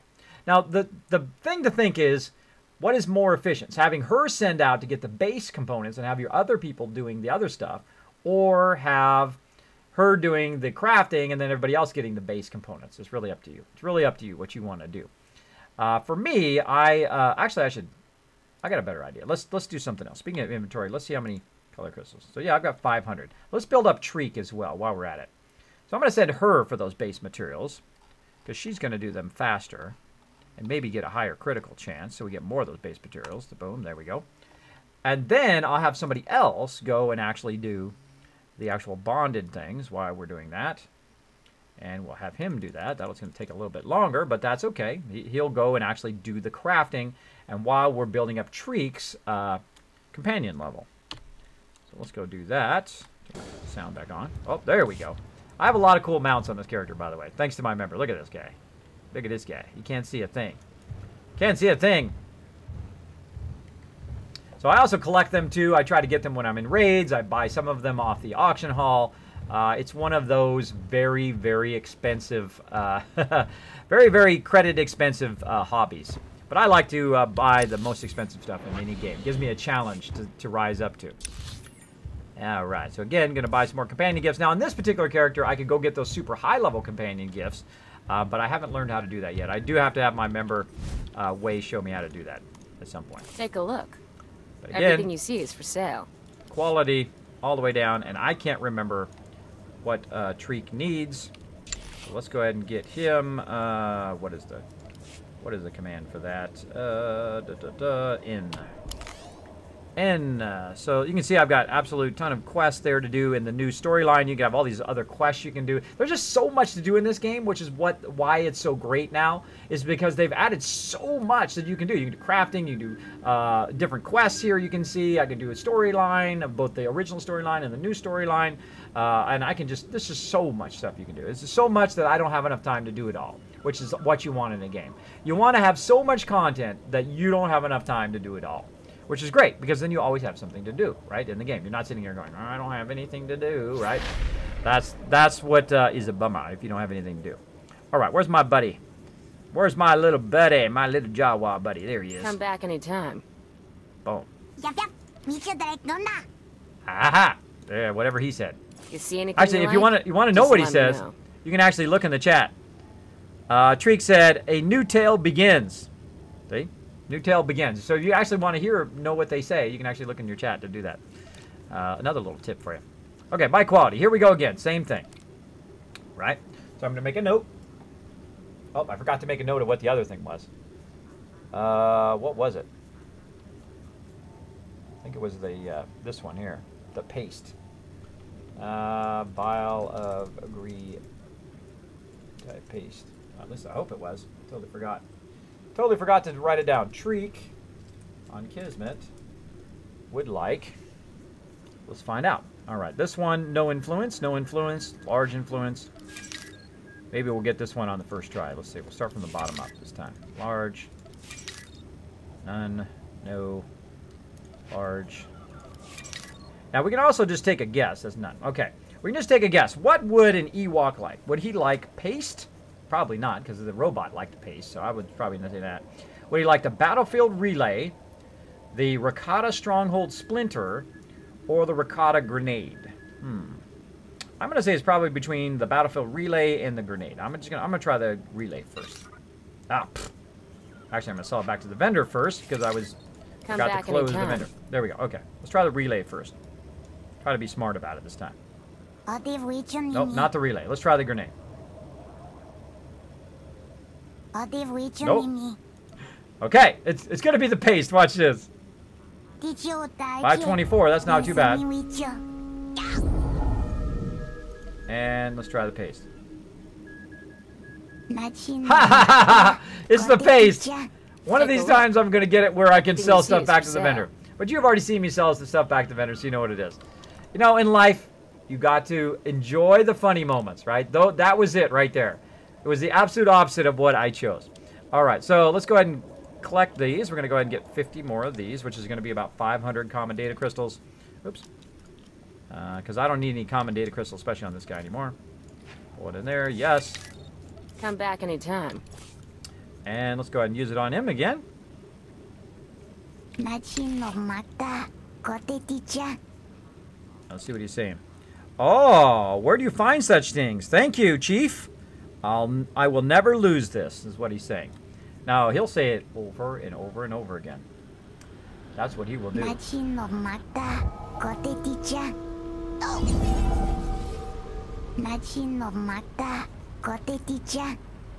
Mute. Mute alert. All right, again, watch him go up from 13 to over 20 here. Maybe even higher. Let's see. So this is the way I do companion gifts. You also get them as the drops, but a good, again, another member of mine, Wei, said, you know what, that's a waste of time. You might as well just sell those to the vendor and just buy the ones that are the higher end ones and give them to him. So that's what I do with the vendor, just buy the highest end one from the vendor. But I need to find out about those new companion gifts, how to do those as well. But you have to be a certain distance in the storyline to get those new companion gifts. But I think I might be at the right point now. I don't know. I've got to get back to storyline as well. But speaking of that, we are past the time in which we are going to play some Fallout 4, and we're going to go ahead and start that in just a minute here. I'm going to finish this up here. Finish this up and get this going. And then we will switch over to some Fallout 4. While we're doing this here, we can be multitasking. Now, by the way, you could turn this to one of your skills if you wanted to. I don't think I have anything left in my skill bar. No, my skill bars are maxed right now. Go ahead and right click. While we're waiting for that, let's go ahead and get some other stuff queued up and going. There we go. All right. Let's keep it going. Again, I'd suggest to mute and just keep right clicking until you do this. Until you get it going on. And by the time I'm done doing this, by the way, she's going to have some of those components so I can make even more of those, and I'll have 2 characters all the way up. Now, this is my primary character, my primary crafting probably as well. I'll want to go through and have this character the highest possible. Now, I might eventually come back and get rid of that bioanalysis, but I don't know. I'll probably leave it on there because I like to, when I'm running around in Kismet, I like to grab crystals, and I like to grab that bioanalysis stuff. Because he's my one I play the most, so I'm going to be up in the higher level areas when I'm running around with him. I'd like to have all the crafting skills on one character. That'd be awesome. Or I mean, all the collecting skills on one character. That would be awesome. Boom. Wonder if there's something you can buy in the auction. Here's something, if you guys are watching, of those who really know a lot of SWTOR stuff, can you buy additional, have more people crafting And can you buy more additional crew skills on the same character? Can you have more than 3 crew skills by buying stuff in there? I don't know. I've never tried that. Just dawned on me. Let's go look. Let's go look for a second. And again, we're going to be playing some Fallout 4 here in just a second. Be patient. Be patient. Legacy name, guild name, experience boosts. Let's see. Medical probes, quick travel, flashpoints, operations. PvP consumables bundle. Starfighter, Warzone. Lighter pass.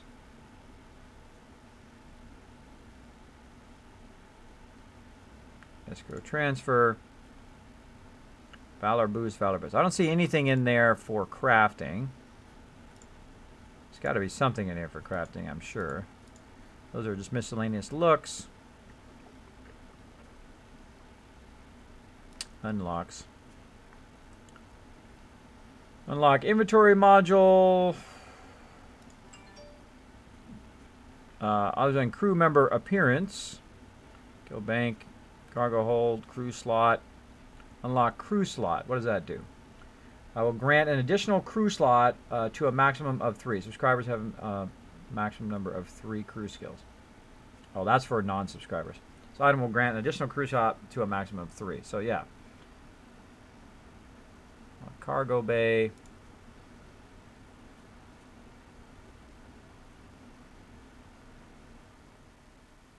Hide head. Unlock the ability to toggle the display of your helmet equipment. Oh, this is... See, this... A lot of this stuff is for... You can unlock stuff even though you're not subscribed. I'm currently subscribed, so I get all of this stuff. But if you're not subscribed, you can actually unlock this stuff through here, which is pretty cool.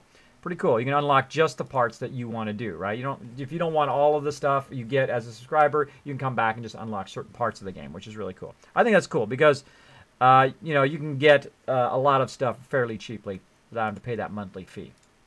All right, there we go. We've got that. Now we're ready to queue up. He's level 21. Awesome.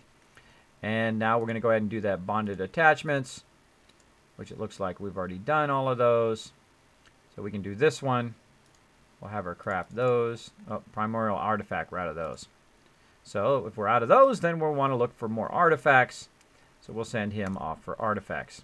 And the same thing down here. Let's go ahead and send them off for some artifact fragments. More artifacts. And let's send her off just for some color crystals. There we go. All right, now we got everybody doing something good. Okay, we're all done with that. All right, now what I'm going to do is just take a quick break here while I switch over to Fallout 4. We're going to be playing that all night long. Don't worry, we're going to be playing all the way until 5 o'clock in the morning. Plenty of time to do some Fallout. We got a whole bunch of stuff to do. We're going to try again for those star cores tonight. I may even let you guys give me some hints tonight on where the heck to find those things. I can't find them anywhere. I can't find them anywhere, wander around. But we're going to wander around a little bit first, see if we can find them in some of the areas that we've already done.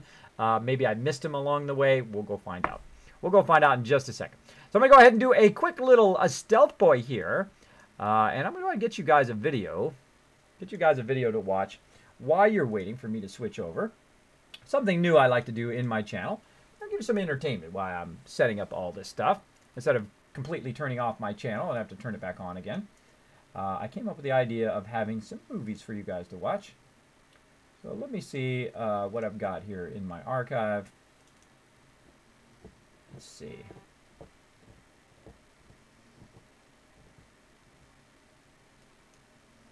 Yeah, all I've got is the Sage one right now. I need to move some more over there. Yeah, I'll have to move some over there. All right, well, we'll do that another day. I don't want to take the time to do that. We're going to go ahead and switch. So I'm going to go ahead and switch from Star Wars The Old Republic. I'm going to go ahead and go Stealth Boy while I'm doing that. And then I shall be back. We'll swap on over. All right. Let me go ahead and activate my Stealth Boy, and I shall be right back. Make sure I've got my batteries charged first before I operate that sucker. There we go. All right, let's do it.